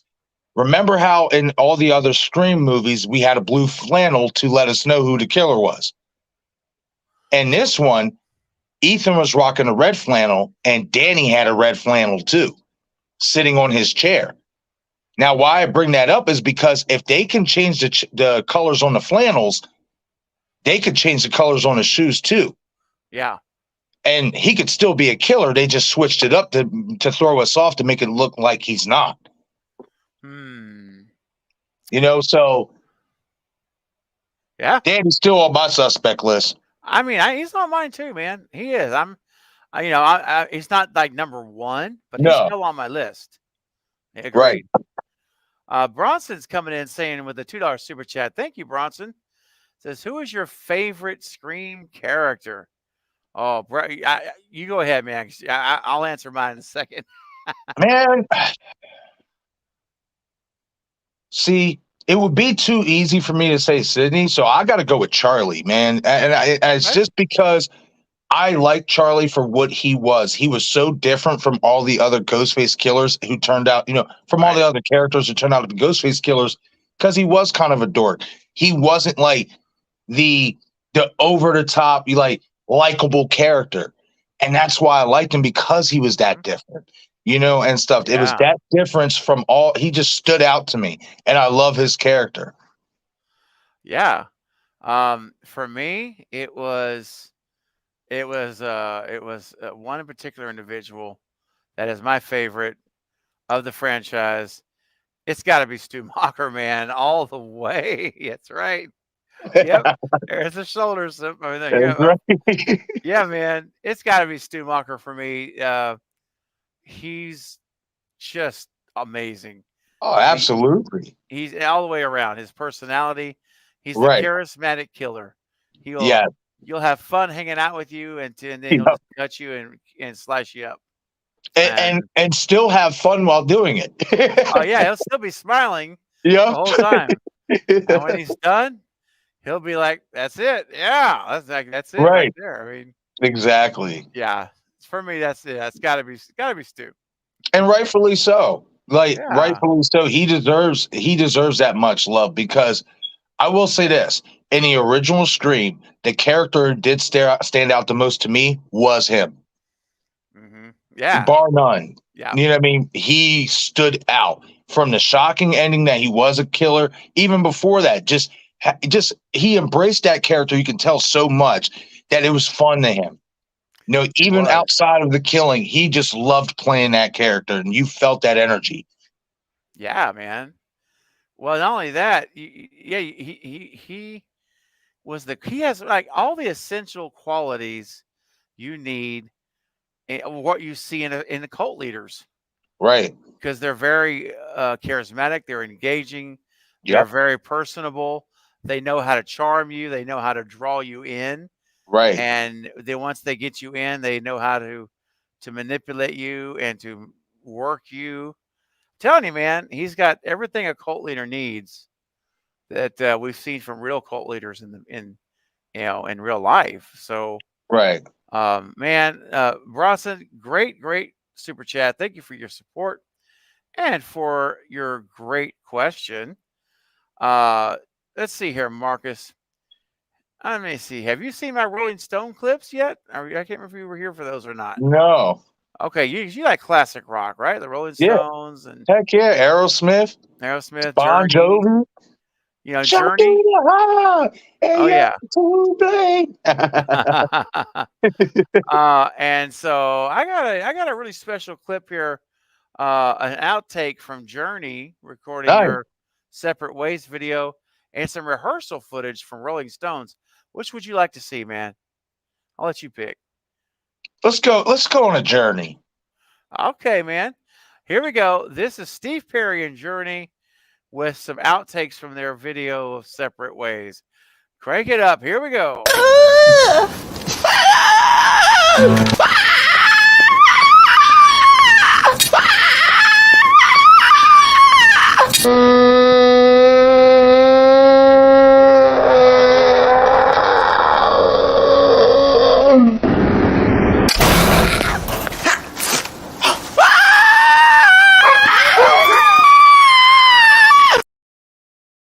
That's fantastic. That's great. I love it. Oh, dude. I didn't think may not have seen that one. I'm sure. Oh my gosh. Now Marcus, Eric is weighing in earlier. He said the Baileys all wear soft leather boots. Okay, that's interesting. I don't know. I haven't researched it myself. I haven't I can't really weigh in on this at all. That's what I'm saying. Like, I'm going to go back and keep looking, but just to me, it looks like compared to the Ghostface that is in Gail's house, their boots look sturdier than compared to that one. That's just my thought. Okay. Yes. Okay. Eric says Danny's makes sense. It's rumored he's in construction. Yeah, it's a rumor. We don't know for sure what he does, but the latter certainly would lean itself to that. Right. For sure. Olivia said, anti-Stu people can be very nasty. This is true. One was incredibly rude to me today just because I suggested they may write Stu that has been in hiding. Yeah, Olivia, I'm telling you, it's unfortunate. And that's why I really, from day one determined that that's not what's going to go on here.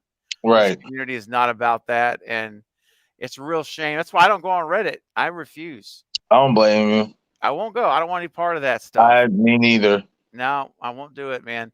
And even some of the Facebook stuff can get rough, like the Woodsboro Horror Club. And, it's like, look, it's ridiculous. And yet sometimes someone will defend that Chad is alive tooth and nail, but they insist Stu had to die. Stu had 4 stab wounds, bro. Right. Not 24. 4 stab wounds. Chad's at 24 and he's kicking. Right. And like, well, the TV would have got him. I'm like, no. He embraced the fall of the television, hands up. That's right. And the electronics are in the back of the TV, not the front. Right. It's just, and remember the study. Remember the study about that TV. 1% chance of fatality. 1% chance. And that's it. And the fatalities that were happening were all in children. Remember that? They were all like kids under 10 or something. Yep. So it's ridiculous, man. It is. So Olivia, hang in there. I think what what I don't understand is this, like, for the anti-Stu truthers, and that's okay if you don't believe Stu is alive. Oh, sure. But what I don't understand how you can't see where we're coming from is when you've heard the man himself tell you what it was supposed to be for Scream 3. I know. I mean, always look at it like this, and I will continue to until the clock stops running. When he says that tells me his character is still canon in this universe, in the Scream universe. He's not dead.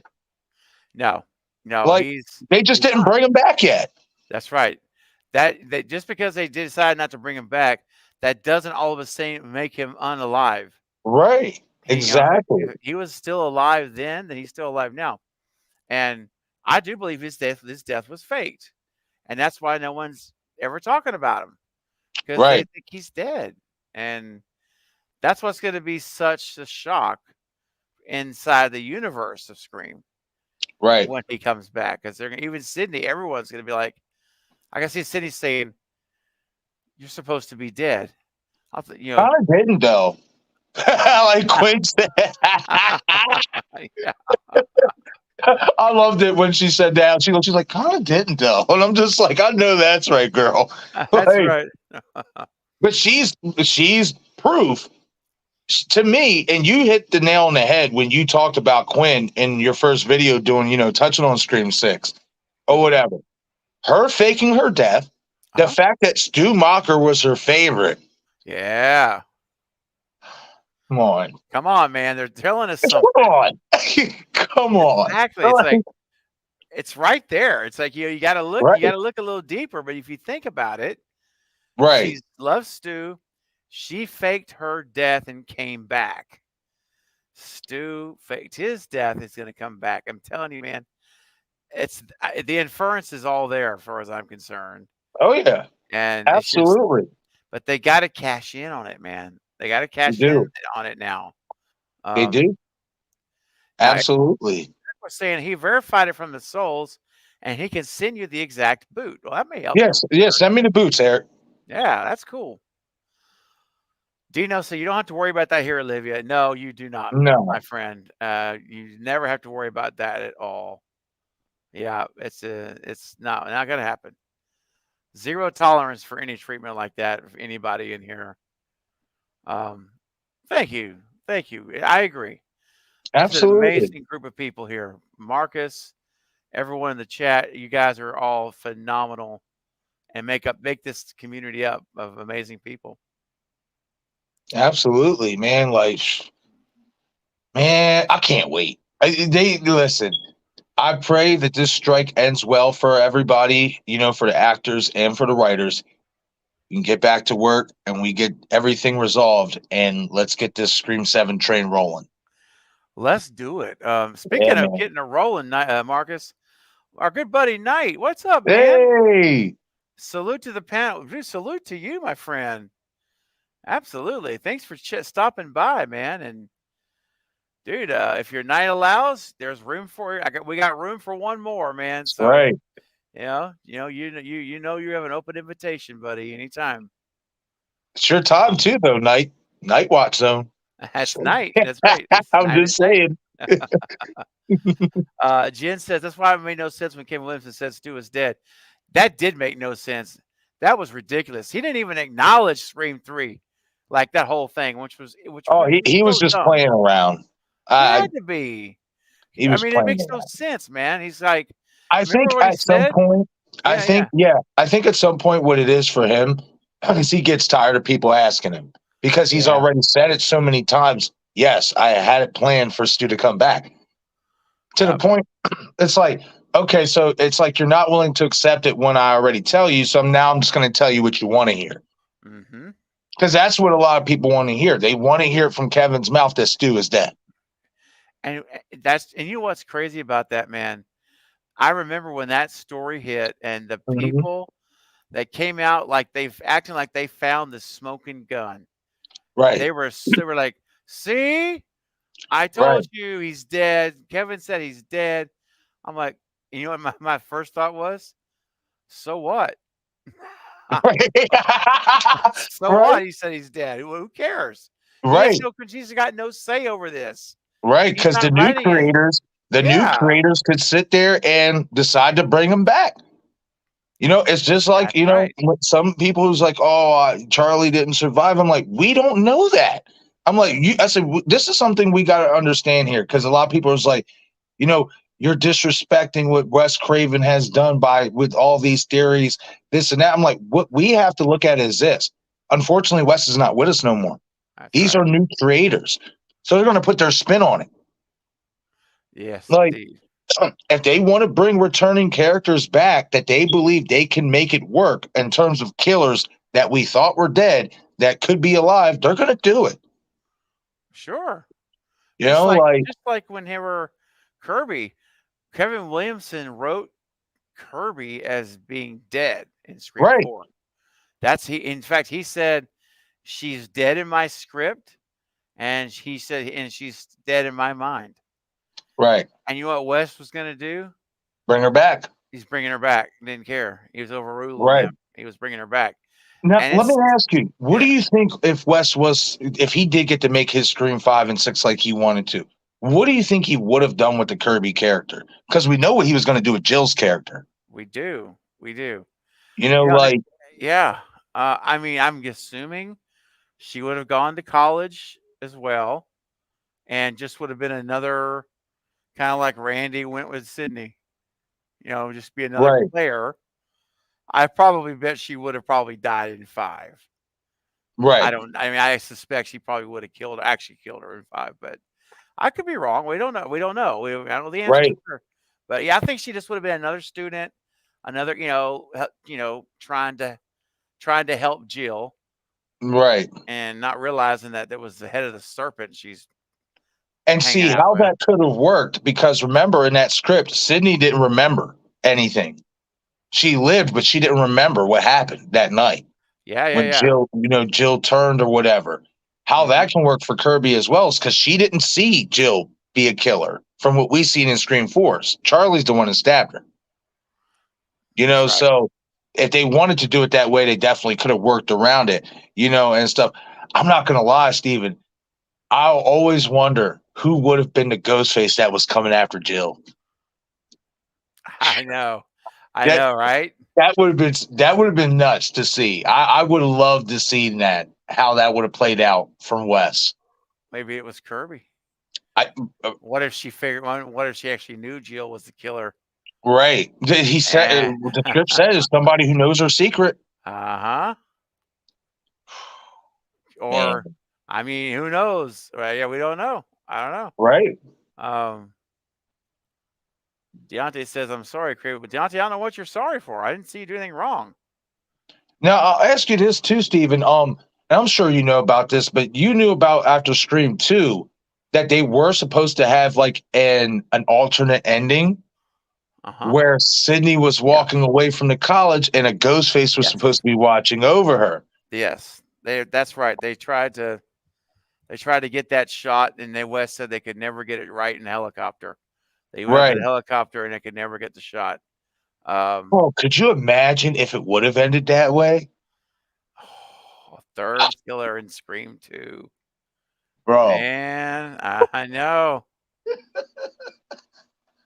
Man, these guys were brilliant. They had some good stuff that they didn't really get to do. Yeah. Dang. It's so true, man.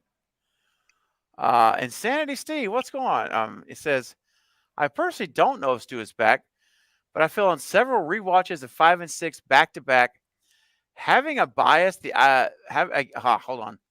having a bias against the idea he faked his death is naive. I agree. They left many breadcrumbs he's alive. That's right. Yep. It's absolutely true, Insanity Steve. Right. You are 100% correct. It's true. Yes. Very true. They sure did.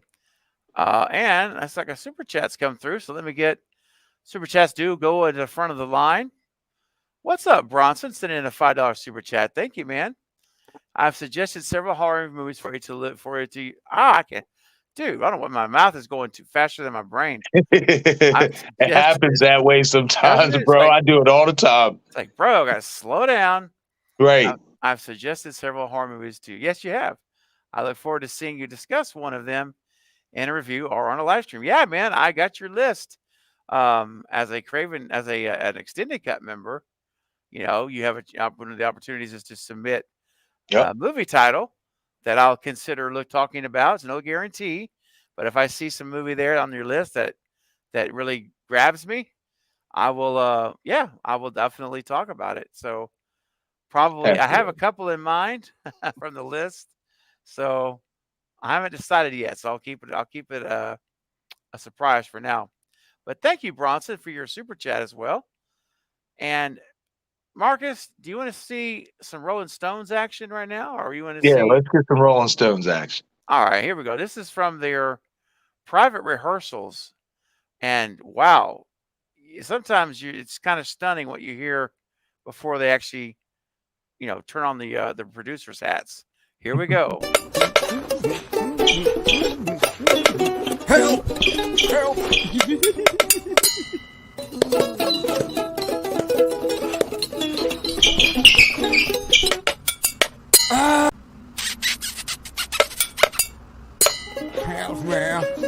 Help me! Help me!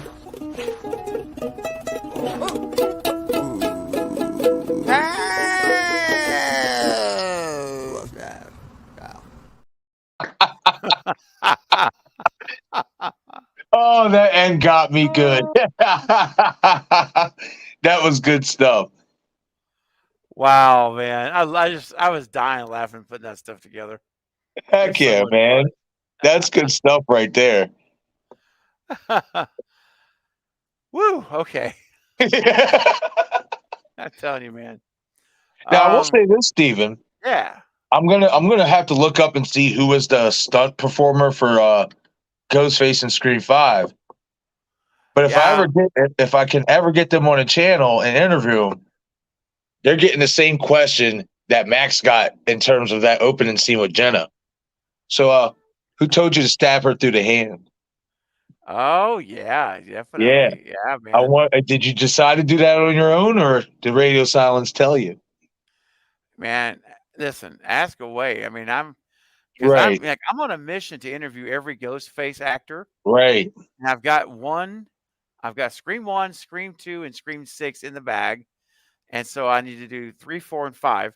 4 is going to be pretty much nearly impossible because Dane does not do interviews. Yeah. I remember who was on Lee was saying that when I was watching you guys. Yeah, man. Yeah, Lee says he will not. It's very, very rare he'll ever do an interview at all. Right. However, my good buddy Nate Reagan, who was a creative consultant for Scream 4 and 5, he says that he can definitely get me the actor from Scream 3. Yeah. Yeah, he played Ghostface and Dewey. Yes, that's right.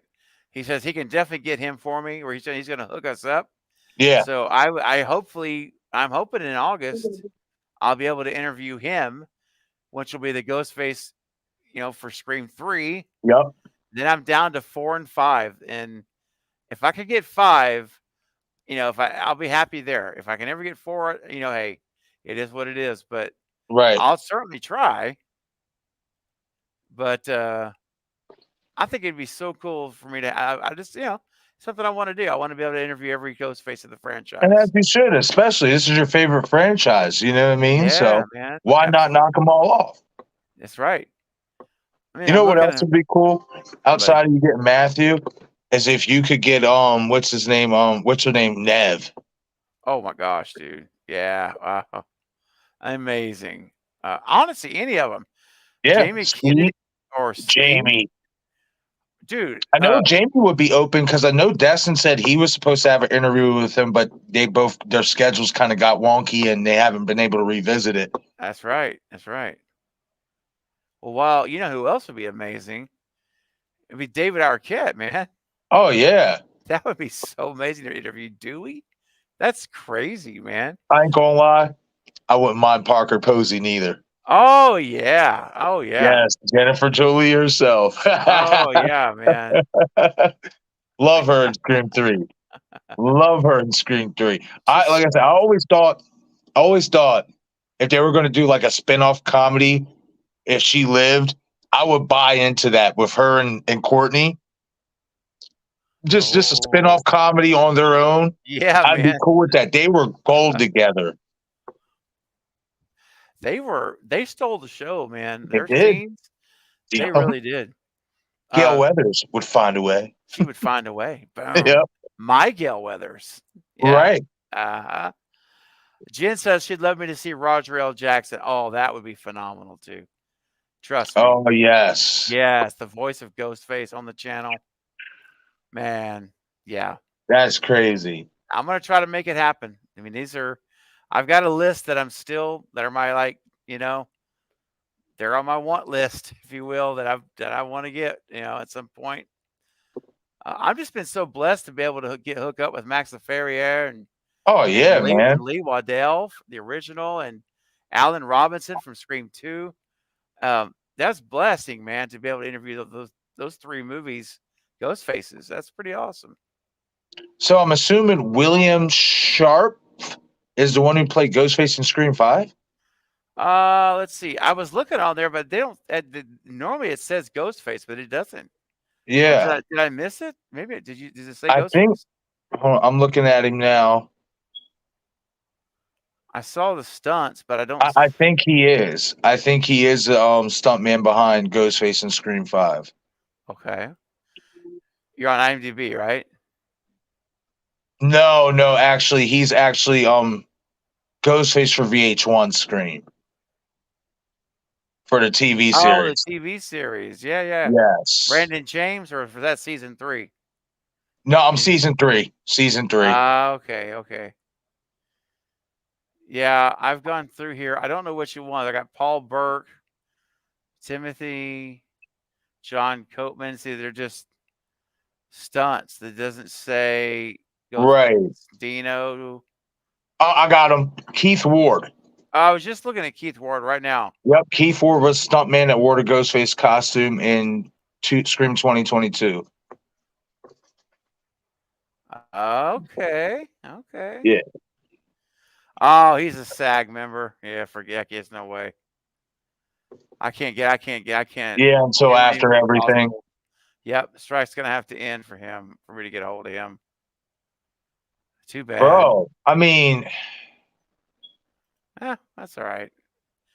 Well, one thing is, man, they had to have had this guy wearing some type of stilts then, because he's 5'5". Who's that? Keith Ward. He's 5'5". He's 5'5". What? Yeah, he's 5'5". Are you serious, dude? Yes, he's 5'5". Yep. Wow. Where is that? Where is that? Okay, hold on. Is this? Oh man, we what really stinks about this? What? I've got all of his personal contact information. Oh. I don't even have to go through an agent to get a hold of him, dude. I can go right to him, and he can't do it. He's a SAG. Yeah. He can't talk. Oh, I would have been emailing him tonight and saying, bro, could you imagine? Okay, no, I'm wrong, because that was another Keith Ward that came up. It says footballer. That's too short, dude. That Ghostface was taller than that. Yeah, that's what I was saying. Like, unless they had him wearing some special boot, like, right? Okay, so Keith. Yes, he's 5'10". That's more. At least that's what it looks. That's what it's. Is it the same guy? Oh, I'm just so bummed out right now. You have no idea. Keith Ward. Yeah, he's 5'10", because it says it here too. It even says SAG. Oh yeah. He's 5'10", 165 pounds. I mean, dude, he's won 2 SAG awards. There's no way he's going to be interviewing right now. Oh yeah.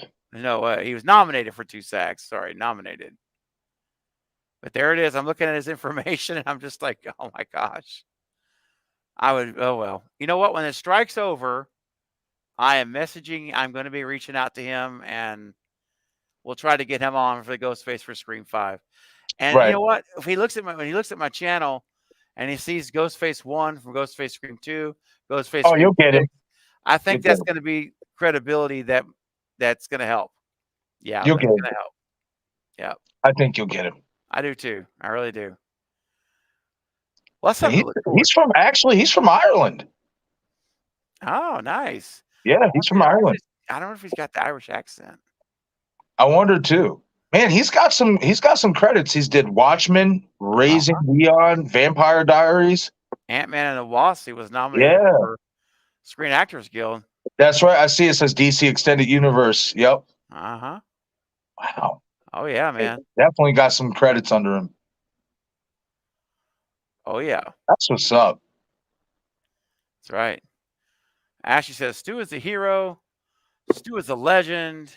That's right. 100%. Good night, Absolutely. Extron. You take care, buddy. Get some good sleep. Have a good night, Extron. Yeah, man. We'll see you. We'll catch you next time. Eric had a question that I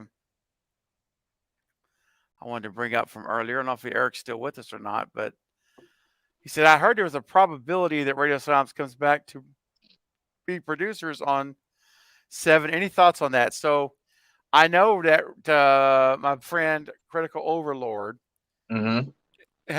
is running with this one. That he's heard the rumor that from his source that they will be producers on 7, even if they don't direct it.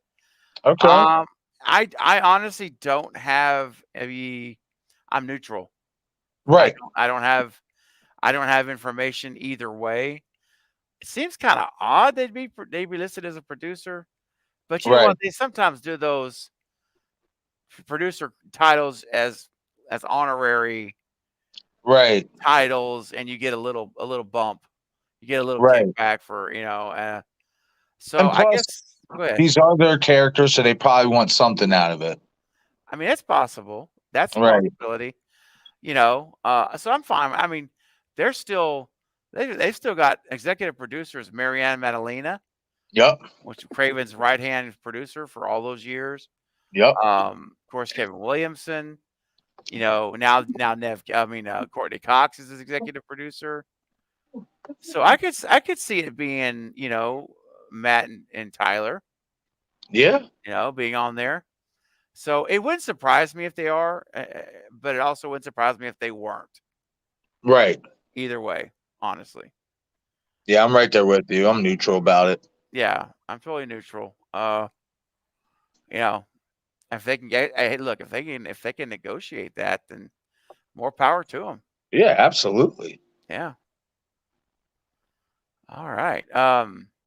So we talked a lot about this, and now Christopher Landon, right? We talked a little bit earlier at the beginning of the stream, and let me just say this real quick while we still have a lot of folks here.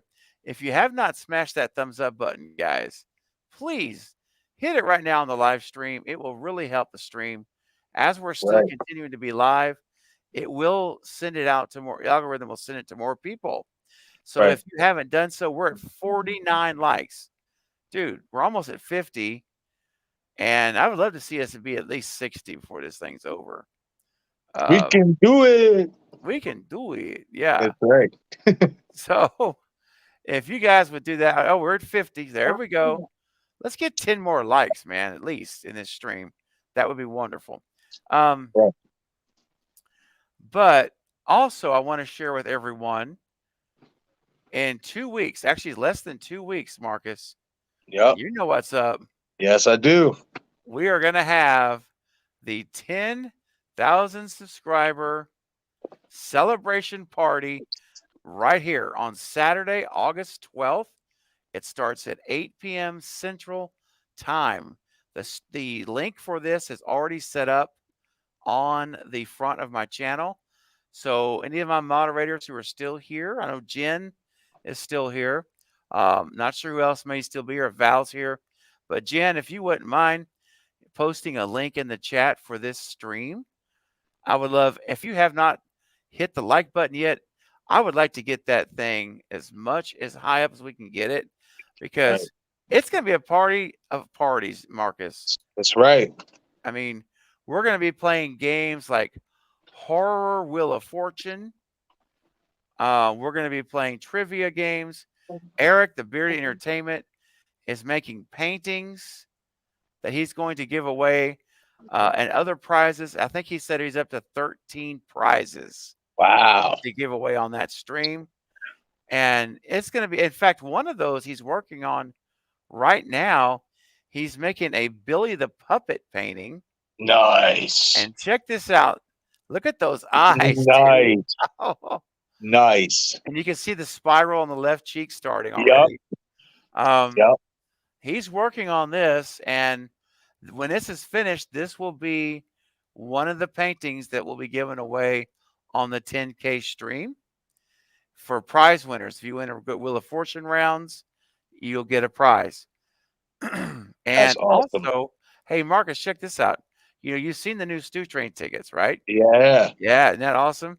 Yes, it is. I Stew love Train it. tickets are available right now for just $5. A $5 super chat. If you don't own this ticket, you can do it right now by sending a $5 super chat, and I will send it to you after the stream. But Marcus, check this out. This is going to be amazing. 1 second. Jen, that's okay. I don't want your computer to freeze. Don't worry about it. That's no worries. I can post it in a minute. That's all right. You're good. Thank you for mentioning that. I'm Insanity Steve says, have a great night, everyone. I'll try to check next time you're live. Yeah, I'm so glad you're here. I enjoy the community here. Everyone is pleasant and has fun theories. See, that's what I'm talking about.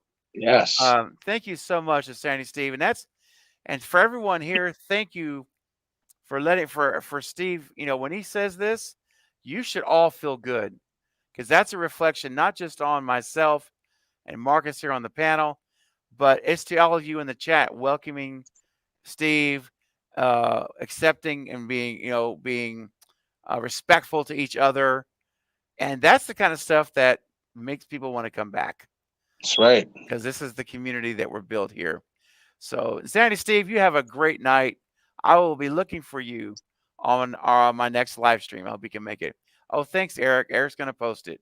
Thank you, Eric. Awesome. So Eric's going to post a link to the 10K live stream. There it is. Nice. There it is, guys. So if you will click that link right now, while you're still watching, it'll open a second in a different window. If you have not smashed the thumbs up button, I would greatly appreciate it, so that we can get that as high as possible for the 10K stream, and as many people can be aware of it as possible through the algorithm, because I don't want anyone to miss this stream, these prizes. And check this out, Marcus. I don't know if you've seen this one yet, but there is a Stew Train golden ticket that is very special for the 10K stream. Oh, I didn't see this one. Oh, I'm about to show it. Now, guys, if you're here, get ready for this. All I can tell you is watch this. My buddy JT, or his Late Night Horror Show, created this. So props to you, JT. You did an amazing job. This special ticket right here, Marcus. Oh, Dude, look at that. Oh, I need one of those. yeah, buddy. I'm right. I need one of those. It is sick, dude. Wow. That's the golden Stew Train ticket. And I'm still working out some of the details about how you're going to be able to get one of these. It's either going to be for like a $10 super chat. And if you do that, you get eligibility to enter into a special group for a very special thing. Because those two, Marcus, here's how it's going to work, man. And I'm still working out all the fine details. But everyone who possesses a golden Stew Train ticket that night will be put into the random wheel. And I'm introducing a brand new technology, if you will, to my live streams that's never been done before. I'm elevating the presentation. Yeah, remember you said that. Remember that? I was teasing that. Yeah. I'm going to do that on August 12th. and you will, if you have one of these tickets, you will be on the wheel. I will spin that random wheel, and whoever it lands on will have the opportunity to be the very first person to do something for the very first time on my live streams. It's never been done. Oh, You will forever be cemented as the first person that ever did it here on this channel. And I'm going to open up a new channel membership tier nice. that will enable folks in that level. It's going to be between the director's cut and the Craven cut. Okay. It's going to be in between the two of them. And those members there will have an opportunity to do something very special during Nice. the month on the channel. And I can't wait to share with you guys and show you what it's going to be. So that's my big tease. Man, I can't wait to see this big presentation and all that, man. I'm excited. It's going to be so fun. It truly is.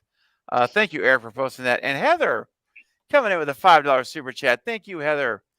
Says, really enjoyed the stream tonight. Oh, thank That's you. what's up. Can't wait for the 10K one. Oh, that's awesome. Thank you so much. Same here. I'm going to have guests all night long. That's right. At 8 o'clock.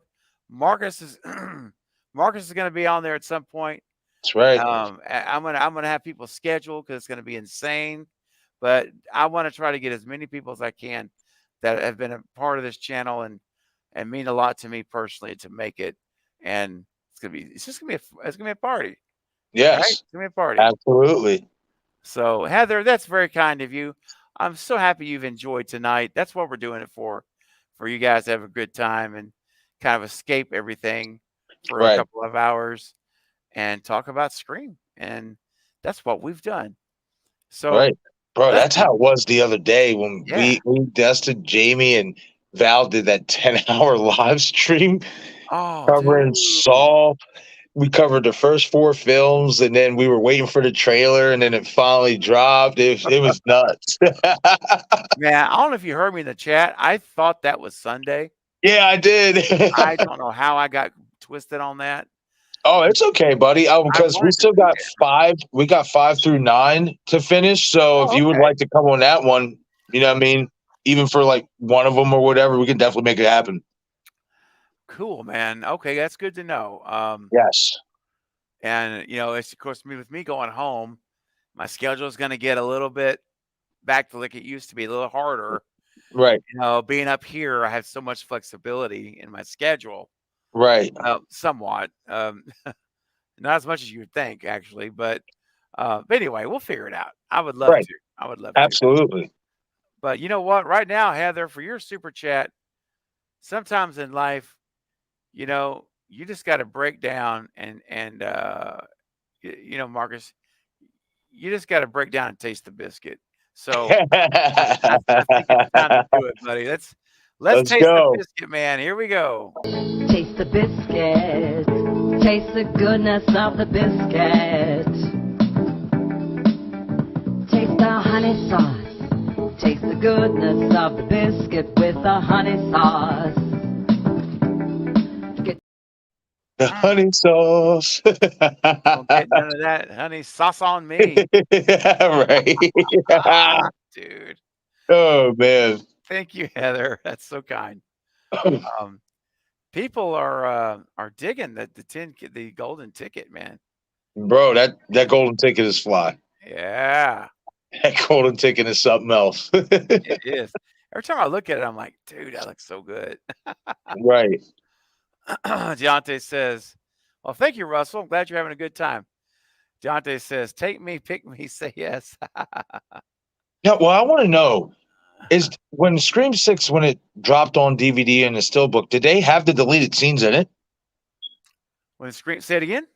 What? Did they have the deleted scenes for Scream 6, like in the Steel box set? I believe they're in there, yeah. Okay. Yeah, I own a digital copy and got it on Prime, and they didn't include any of the special features. Right. But it's on Vudu. Like, if I'd have got it on Vudu, it would have been there. Oh, okay. Like, oh, no. So I bought it, own it. It was actually a gift to me. a Cravenite bought it for me, which is very sweet. Nice. And but I can't see in the special features. Oh So wow. I'm gonna have to go online and watch. I'm sure they're on YouTube, but Heather says, I love it. Now I want a biscuit. Well, you know what, Heather? Here's another. Let me throw you another biscuit. Here we go. Just because you want another biscuit, check this out. Let's finish it up, Marcus. You ready? Yep. Let's finish it. Let's do Get it. your honey suck on me. I don't like the way it mixes with my chicken wings. Get none of that honey sauce on me. I don't like the way it tastes on my chicken wings. Wow, there's a lot of double entendre, whatever the word is called there. You know what I'm trying to say? I can't remember what it's called. Double entendres were going on that song. Oh man. But yeah. I don't like that on my chicken wing. Don't get none of that honey sauce on me. Oh man. Oh, that's a good one. It is, man. It's been a while since I played that last one.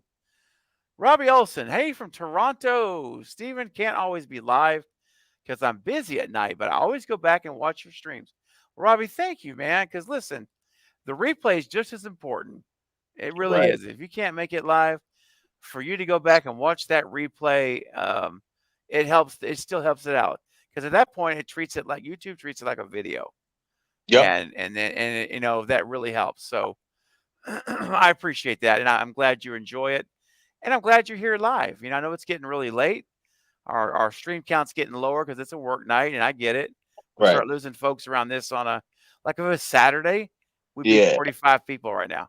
Right. 45 people strong, 50 people. But it's a work night, and so you know I get it. But Robbie's here, so I'm here, and I appreciate it, man.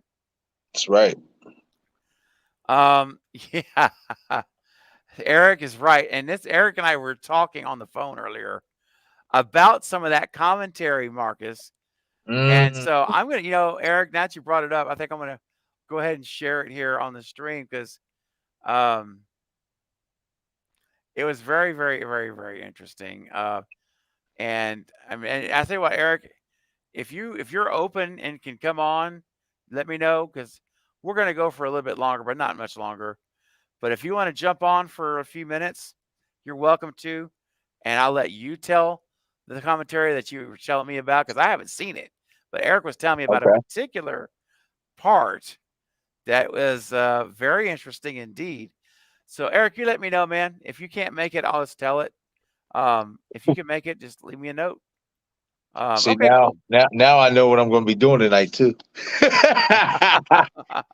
I'm buying that commentary. Yeah, man. Trust me, dude. I know, like, when he told me, I'm like, oh, I want to go find it because I want to hear it, too. Like, I want to. Right. Yeah. Yeah, I want to hear it too. I want to know what it say. Oh man, I'm gonna let Eric share it for you since he's the one that brought it to my attention. Otherwise, I would share it, but no. So I didn't get to see you guys' reaction to the Saw X trailer the other night. I had to cut out before. Dude, it looks great. That trailer is amazing. It is. It looks fantastic. It does. It really does. It does. I can't wait. Honestly, I know. I'm pumped. Yeah, I literally the last 2 days I did my best to like hone down on everything and break that trailer down and stuff like that. And I think I've done a good job of piecing certain sequences together. Nice, man. I thought about doing that. I haven't done it though, but I may just watch your video instead. It's interesting, man. I can't wait for it, man. I will say this, and I think they definitely showed this in the trailer. They're definitely, like, even though he is obviously a villain, they are definitely going to make him the protagonist in this movie and make us feel for him. Totally. Yes. When I saw the motive, like they messed him over and promised him hope, I'm like, dude, I'm ready to see these people get killed. It's like I'm with him in this movie, 100%. Yeah. And how about the difference in attack schemes the pig faces are doing now? Dude. And Amanda unmasking herself. The last scene of the trailer, Amanda shows her face. I said, I mean, come on, dude. What a way to end the trailer. It was beautifully done.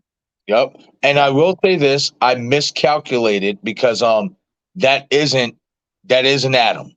Remember I sent you that shot? It's not Adam? It's not who that is. And a lot of people thought that the guy you see like in the hallway with the gun was Hoffman. A lot of people thought that.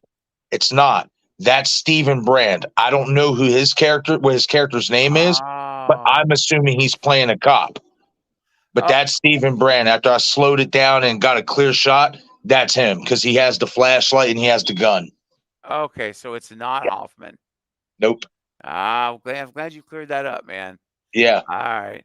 But I will say, I do believe where you see that person, hold on, give me a second. Where you see that person pulling Kramer's picture off the board, I think the voice that you do hear when he said, out of all the people you decide to cheat, you cheat John Kramer, I do think that's Costas Mandaloris Hoffman. Okay. It sounds like him. Yeah. You just don't see him at all in the trailer. Yeah, man. Okay. Well, you know what? I hear a knock at the door, dude. Let's go. We're about to see somebody on the screen. It's not Hoffman, but he's a killer nonetheless, my friends. That's right. Please welcome the multi-talented, will always shock you or 3D print you to death, baby. He's got his ways. Please welcome the one and only Beard Entertainment. What's up, Eric? Hey, buddy. Hey, man. What's up, Eric? Hey, the Saw X Twitter account confirmed Hoffman's going to be in it. All right, good. Yeah, I don't know if I sent you. I don't know if I sent you the thing. I sent it to Craven. I know. Okay.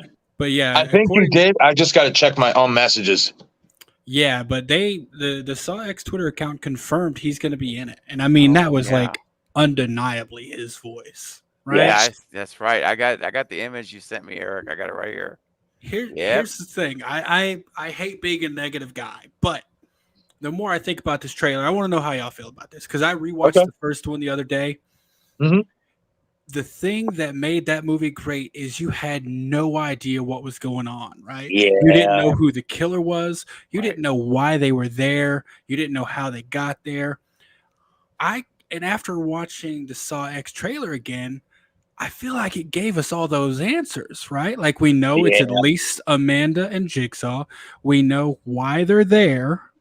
So pretty much, I don't know. I just feel like they gave us so much in that trailer, even though it was a short trailer, that pretty much the only thing for me to look forward to is what traps are going to be there. Because we already know the story that happened before, and we know the story that happens after, because we know what happens from 2 forward. So I don't know. The more I've been thinking about it, I'm like, they might have. They gave away a good bit in the trailer. They did. Just telling us why they were there shows too much, in my opinion. Like part of the great, because like I said, I watched 1 and 2 back to back. Figuring out why each person is in a trap and how they're connected is such a good mystery, and it's what keeps me intrigued throughout. Right. But with this, it's like it's already laid out. Hey, you went for this surgery, you paid them, they didn't actually do the surgery, they just stole your money. So I think right off the bat, we already know too much. But hey, there could be some surprises up their sleeves, which I hope there are. I definitely do, especially with that bathroom, and I'm just gonna say that. Yeah, him being back in the OG bathroom. Yeah, dude, I'm excited. I'm excited. There's a lot going on there. So yes, there is. So, but about this, there it is. Welcome back, Costas Mandalore. Are you in it for the long haul, detective? Bro, I cannot wait. I can't wait. I'm so happy for him too because he's been wanting to come, much like Matthew with Scream. He's been wanting to come back since Saw 7. He's been dying for it. Yes, nice. Yes, over the years of interviews, he's been wanting to do it. Like he said, somebody asked him like, "Wait, how can you do it if your character's dead?" He said, "I was locked in the bathroom. I was never dead." Yeah, that's the thing. Like all you saw is like Carrie Elwes grabs the trailer. It's like or grabs the saw. It's like Yep. and then locks him in the room. So you assume he's died. But they did the same thing with Marky Mark's brother. Well, not Adam. But, Donnie too. Donnie, yeah. Donnie Wahlberg, and he was resourceful. He crushed his dang foot. Yep. Anyways, back to the Scream Talk. The reason I'm here, because now we've already talked about the writers and the directors and the new thing. So if y'all partake in the director's commentary for Scream 6, one of the things they say, they almost bash the writing themselves. So Samara Weaving's character, right? Opening scene. Remember, she's on the phone and she's talking, and she seems very cringed and embarrassed. Yeah.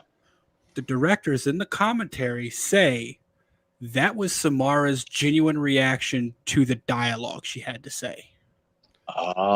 She was that embarrassed by the written dialogue she had to say. Wow. That's shame. That's pretty rough to say that publicly. And that's the thing. I've seen people on Twitter who are like, they shouldn't have said that. Like, they shouldn't have put that on the commentary. And I'm like, right. That's wow. If you watch the commentary, you'll see. So they kind of bash the writing themselves. I mean, that doesn't surprise me though, because they subtly did that when they were like doing like all those interviews after the movie came out, and they were explaining the whole Bailey character when they were saying that his name's a pseudonym. But then I think it was I want to say James. No, not James. It was Tyler. I think so. Not the one with the curly hair, but the one like with the dirty blonde hair or whatever. That's Matt. Matt. Okay, Matt. So he was like, yeah, the Bailey name is a pseudonym. He's like, but that doesn't even make sense because he's a New York City cop. So like, how would he fake his name if he's a cop and stuff like that? So like, in so many ways, they was kind of crapping on it then too. And yeah, that's I know Craven spoke about it earlier about Reddit as well, but on Reddit there's several sub threads going on about the director change, and there's one common thing among everyone, and it's that they don't think the directors need to change; they think the writers need to change. I agree. And this is something Craven and I talked about. The thing is, Radio Silence only got the job because of the writers. I know. The writers took the script to Paramount, Spyglass, or whoever, and because the writers had worked with Radio Silence on Ready or Not, they suggested them as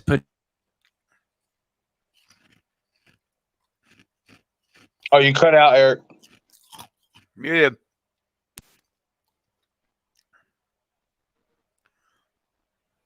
No. Still muted. We see you, but you're muted. What about now? Can you hear me? Yeah, yeah. Now we hear you. That was weird. Anyways, yeah. So Radio Silence only got the job because of them. And then this goes to happen. But yeah, I think I honestly would be okay with new writers and new directors. Because here's the thing: I'm not gonna just blame writers. If those writers had went into Wes Craven with that script as a director, he never would have made it that way. No, I can agree with that. So I don't think you got, if you're gonna have newbie directors, which let's be honest, Radio Silence kind of is. Oh yeah, right. They've done one feature and then some shorts, right? But if you're gonna have like newbie directors, you got to have very solid writing, or you're gonna have newbie writers have a very seasoned director to work with it. But you can't have okay writing with newbie directors. Yeah, I agree. Yeah. Okay. Anything else interesting in that commentary? Can you hear me? Now we can. Okay, yeah. I haven't gotten all the way through it. Okay. I honestly, I heard that, and I immediately messaged Steven. I'm like, man, you need to hear this. Yeah, no doubt. Because and I know, I think more and more the popularity of Scream 6 is going down. I think that's just, it's happening because people are, I mean, let's be honest, the movie only came out 5-6 months ago. Yeah, already. Yeah, so I think the shine is starting to wear off for some people. And I think writing is a big part of that. And there's just a lot of unanswered questions from the movie that don't make sense. And when I heard that, I was like, okay, so they're acknowledging that this wasn't the best either. And once I think you completely devalue the movie as a whole. If you say, hey, by the way, we know this isn't great. Then why would I even look at it like it could be great if the people who made it are telling me it's not that great? Hey, real quick, Garen's like, whenever Tatum told Sydney sorry she's late, practice ran late. Do we know what sport Tatum's involved with in Scream? I would say cheerleading. I mean, cheerleading makes the most sense to me. But I don't recall it ever being specifically addressed, in the movie. But I think that's a logical. I mean, she kind of, not to be stereotypical, but she definitely had a cheerleader look, about her. I would believe it if she was a cheerleader. So, I mean, I could see it, but you know what? There was no definitive pom-poms or anything, but I think cheerleading makes the most sense too. Yeah. But if you're trying to stick with canon, we don't know. Oh, I see the lights. I saw the light. I finally put the black tinted glass over it because without it, the LEDs are just way too bright, and I wanted to see how they look on camera. Well, you want to show everyone again because that was pretty quick. Folks that are here, it's not together, but I'm sure you've seen this already, Steven, and maybe you too, Eric. It's awesome. Did you guys see something about the writers, screenwriters teasing Drew Barrymore's return? No, I can tell you what that was, though. Yeah, all right, what was that? Because I'm looking at it right now, and I didn't scroll all the way down, but I just see it, and I'm thinking in my head, like, if they're really thinking about this, then they need to fall back. No, Drew Barrymore, I think, was being facetious. I think she was just being sarcastic on her show, her morning show, and saying something along the lines of, "Oh, if the doctors got there quick enough, they could have patched me right up, and I could have survived." And I think she was. I don't think she was being serious, though. I don't think she was being like.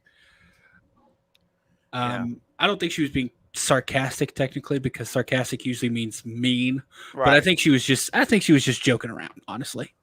Yeah, she said, it wasn't worse than having a C-section, and women come back from that all the time. Yeah, she mentioned that. But I don't think she was serious, and I don't think they're considering bringing back Casey Becker at all. They shouldn't. That would undo the entire Scream franchise, in my opinion. There was an article, and I remember doing a video on this specific article, and where Radio Silence teased Drew Barrymore's return. Yeah, I'm reading it now, and they were joking. Yes, they were joking because they're talking about we're coming back as like a zombie robot or something. Cyborg, that's what it was. Yeah. They were going to bring her back as a cyborg. Yeah. Yeah, because it says here Sharknado territory now. Yeah, it says here Vanderbilt said, "I don't even want to," he said dismissively, before poking fun at the idea by quoting Randy Meeks from the original film. Listen, her liver was in the mailbox. Didn't they find her liver in the mailbox? I'm not a medical doctor, but Yep, that's their article. I remember that. Yep. Well, thank you, Russell. I think he's coming along nicely too. He's very creepy. Honestly, having the Ghostface and the Michael or the Jason hung up, I have no problem with, but something about the pupils on this guy just creeped me the hell out. As they should. But yeah, I think the cheeks are coming along nicely, and he just looks evil. Oh yeah. Oh, he definitely does. What do you think about Stu being involved in soccer? Well, I mean, you got to pass the time. I mean, sure. Do you know what I thought would be a cool visual? Okay, when I explain what I'm my concept here, just imagine remember Freddy? I forget which movie it is. It might even be the first one, but when you hear Freddy's dialogue and you see him building his glove, like you never see his face, but you kind of see him working on the glove and getting it ready, right? So keep that sort of vibe in your mind. I imagine the camera doing that, and it's someone working on a Ghostface mask. You see them tear the tag off and flip it over. You see them gluing extra fabric on the inside. But then I imagine, because I'm a 3D printing nerd, them pulling a piece off a 3D printer that fits right down in the mouth, and then the voice changer pops right into that. So then they can wear it all as one, and then the camera cuts right as they put it on, so you don't see who it is, but you see now they've got a fresh mask all ready for war. With the button, you hear them click the button. But if you want to go a little further with it, I imagine that's what Stu's doing. He is perfecting the art of killing. When Stu comes back, I don't think it would be in soccer. I thought about this the other day. You remember how Gail mentioned true crime and like limited series and stuff, how that's so popular? Mm-hmm. I imagine a true crime sort of feel where they're starting to link murders to this person, but they don't know who the person is because it's not in their database. They don't have their DNA, but they've collected the same person's DNA from murder scenes all around a particular part of the country, right? Yeah. And then, do you know how they're catching murderers now from back in the day? I don't know if you're up on true crime and stuff, but what they're doing is they're using stuff from like ancestry.com. So like if you submit your DNA, what they can do is they can say your DNA is like a 90% match to this DNA from this murder back in the 90s. So they can formulate from what all they have hits your relative, one of your relatives, and narrow it down from there. So what I was thinking is, what if they get all these DNAs from these murders, and it's all the same person, but they don't have their DNA on file, but they have Leslie Mocker's or Vince's, and then it's a familiar match. There's a familial match. So you're like, was it Vince or was it Stu Mocker? Maybe. Right. That's right. And that's how they figure out Stu Mocker's alive, because then you bring in the true crime aspect of it. That's really popular. I think you could get a lot of switch clips. I am doing that. Yeah, man. Now Eric's not involving us. He's doing it on his own, but I know that I would you'll love be to. Involved. Huh?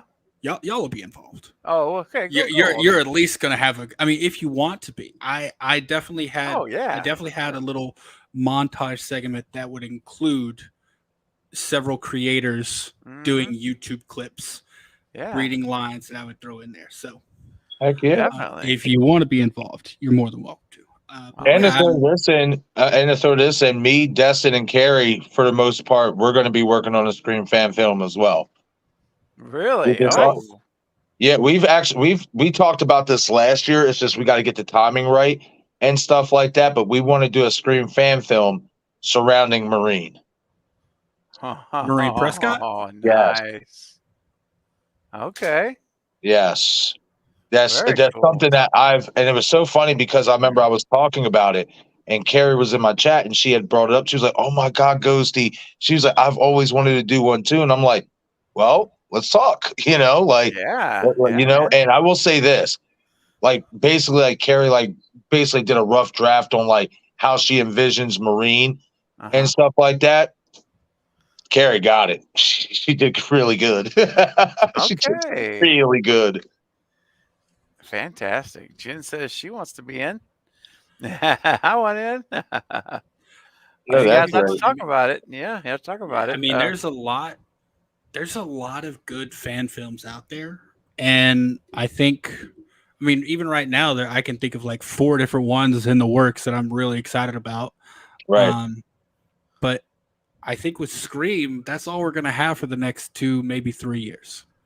Because I don't see this strike ending until next year. I'm gonna be honest. I don't think it ends till 2024. Man. I don't know if you saw The Rock just made the largest donation ever to the actors I heard relief about fund. that. Yeah. So the actors now have extra millions of dollars to hold over to wait out the studios. Nice. The studios, from what's being said right now by several of the people giving speeches on the picket lines, the studios aren't even willing to come to the table right now.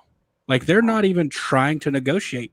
They literally said we're gonna wait it out, and then once y'all start, I think it was the CEO of Disney, maybe not Disney, but one of the studios said we're gonna wait till writers start losing their houses, and then they'll come back. Wow. That's like an exact quote. Yes, and Ron Perlman commented on that. Oh yeah, he's not happy about it at all. But I think the studios are right now just like, no, we're not even going to entertain the idea, so they're not negotiating. And if they were actively negotiating right now, I would say it could be over sooner. But with the fact that they don't even want to talk, it's going to last, man. This isn't going to be over quick. And especially like Netflix, I don't know if you just saw, Netflix just put out a job posting, $900,000 a year for an AI expert. Yep. And that's one of the things actors and the writers are striking against, like AI being used and taking over the jobs. But Disney apparently put out some as well for AI job postings, and like they're not paying the actors. So here's I don't know if I told you about the actors. I got an update on how actors' residuals worked for streaming services. I don't know. Did I tell you all that? How it works? No. I don't recall if you did or not. I don't think so. Okay, so say an actor works on a movie, and since we're all like Scream fans, let's use Scream. Say Scream 1, every time a network shows it, everyone on Scream 1 gets a residual check, right? Yeah. Right. The more it showed, the bigger the residual check. So what happens is Netflix will say Paramount or Dimension, whoever it is, I wanna license that movie to show on my streaming service. Paramount says okay. Netflix pays Paramount a one-time licensing fee. Okay. That licensing fee includes residuals for the actors. However, it is a tiny amount. And then Netflix can show it as many times as they want. Oh, yeah. And Netflix doesn't have to say how many times it's been watched. And then, because there's been several actors go after streaming service about residuals, and the streaming services always say the studio is responsible for your residuals. We pay the licensing fee. The licensing fee is supposed to cover residuals, and it does, but it is a tiny amount. So actors are basically, from streaming services, they're getting screwed over. Just to be honest, because they're promised residuals, yet the streaming services are showing their work hundreds of thousands of times, and they're getting 1 to 2 times worth of residuals. So that's where streaming comes in, and there's no, because currently the contract that they had that ended already didn't cover streaming at all. So that's one of the reasons the actors are on strike. And then the writers is AI. It's very heavily AI, because I don't know if has anyone watched the Marvel show? I know this is horror all the time, but this is just an example of the writer's strike. If you saw the Marvel Secret Invasion show that just came out on Disney, they used AI to write and create the credits. Wow. So they didn't even hire an artist, a digital artist, no one. They used entirely AI to make the opening credits. That's not right. Wow. So they're literally taking jobs from artists, from writers, and so that's the big thing for writers is AI. The big thing for actors is it's also AI. And I know we all heard about the digital scanning for actors, Yeah. but that's so yeah. Those two things are what's going on, and I don't think the studios are going to be willing to actually talk about it and negotiate. I mean, they're showing that they're not. So, Well, real quick, guys, let's start to wrap up the stream here. Marcus, I don't know if you've seen this or not. You may have, but I've been wanting to show it to you when you're on the panel. Okay. This is, and maybe Eric made me think of it when he's talking about true crime and Gale Weathers and everything. So this is an unreleased photo, never before released photo, I should say, from Scream 4 Mm-hmm. that my buddy Nate Reagan sent to me as an exclusive to me to share with you guys, and I'd already put the videos out with them, so you may have already seen it. But this image here, I'm going to show. That's not watermarked. In the video, it's watermarked, but I want you to take a look at this. And he said Wes specifically wanted pictures to be taken as if it was a crime scene photo. That's what he wanted. Mm. So they staged it, and the photograph was taken as if they were walking into a crime scene, taking evidence photos. Okay. And this is probably the coolest picture for me of all that Nate's he shared. He shared 12 never before seen images from Scream 4. Wow. And some really, really cool ones. They're both out in my videos. They got 2 videos, half and half. But I think this is my favorite one. Eric, do you have your hand up? You want to say something? I was just gonna say, Marcus, when you see the photo, look at your boy. Yeah, the shot of Charlie is pretty. Of course, this isn't canon. Yeah, this was a marketing photo. Or okay, special photo. But anyway, having said all that, feast your eye. I want to take this banner off to make sure. This image, I'm going to do something with this. I don't know what. A background. Anyway, I want to do something with it because I love it that much. Here we go, guys. Check this. Never before released till I released it out from Nate Reagan. Look at that, dude. Wow. Isn't that wicked awesome? That is. Look at your boy, Marcus. He's all right. He's just chilling right now. Taking a break. My dude is out for the count. He's playing dead. My dude is out for the count. Eyes open and everything. Like he ain't blinking. He's got flies landing on his eyeball and all that. He gone, man. He is gone. It's all right. But like I said, not canon. That's true. I love it, so we still got a chance. We still got a chance, Charlie. Bro, also look at Trevor, man. Look where he got. Right. I will say this. In this shot, I will say this. If this was the shot that they would have used in the original cut, I would believe Charlie's dead because he definitely looks dead in his shot. Right. Yeah. Yeah, they just cut before it got to this point. Right. And, man, honestly, that's good directing because then you have the option to say, well, we never saw him stop moving. Right. Yeah, man. As a director, if you want to leave your options open, that's something you would do. You would say, like, we're going to cut one beat before so that there's a little bit of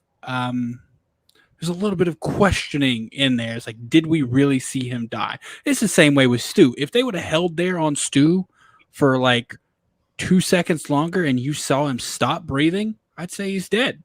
But they didn't. They cut at the perfect time to where right as they cut, you still see him breathing. So yeah, man, it's true. Yeah. So it's awesome. And that is an awesome photo, though, man. It's so cool. But anyway, well, guys, I got to run. This has been a lot of fun. Yeah. And I appreciate you guys coming on, Marcus and Eric. It's been a good time. Eric coming in, helping us close the stream out those last half hour. It's been fun. And Marcus, it's been a good time with you, man. We've got to spend some good Yeah, time I'm together. glad I was able to come in. Again, I'm sorry for being late, but I'm glad we were able to stretch it out a little bit and have a great time. Same here, man. I remember you saying that Marcus was going to be on there, and I was watching the stream, and you said you were about to get off, and I was like, "Well, where did Marcus go?" And then that was like an hour ago. I'm not even gonna lie. I was like so ingrained in finishing this Saw X trailer breakdown, and then I look at the time, and I'm like, oh, I was supposed to be on a live stream with Steven. I was caught up. Oh, it's all good, man. Yeah, but if you'd have come 5 minutes later, it would already been offline. I would already been off. So you came with the perfect timing. So it worked out. It worked out. So I'll see you guys backstage in a second. But for everyone in the chat, thank you for your super chats, gifting memberships, and for just being here. It's been a lot of fun. It's been a great night. Hope you all had a wonderful time. And I will be streaming again. I don't really know when. Well, it could probably be Saturday night before you see me again, most likely. The way my week's looking right now. So anyway, but I'll probably have videos out before then. So make sure you're subscribed and subscribe, to the Beard Entertainment. And I shot him 6 times. And we'll see you very soon, guys. Take care. Again, good night, all. Or one and all. Good night, one and all. It's late. Good night, everyone. Guys. See ya. Good night, everybody. Hey, you have been watching Craven Something Scary. This is Lee Waddell, the original Ghostface, thanking you for stopping by and checking it out.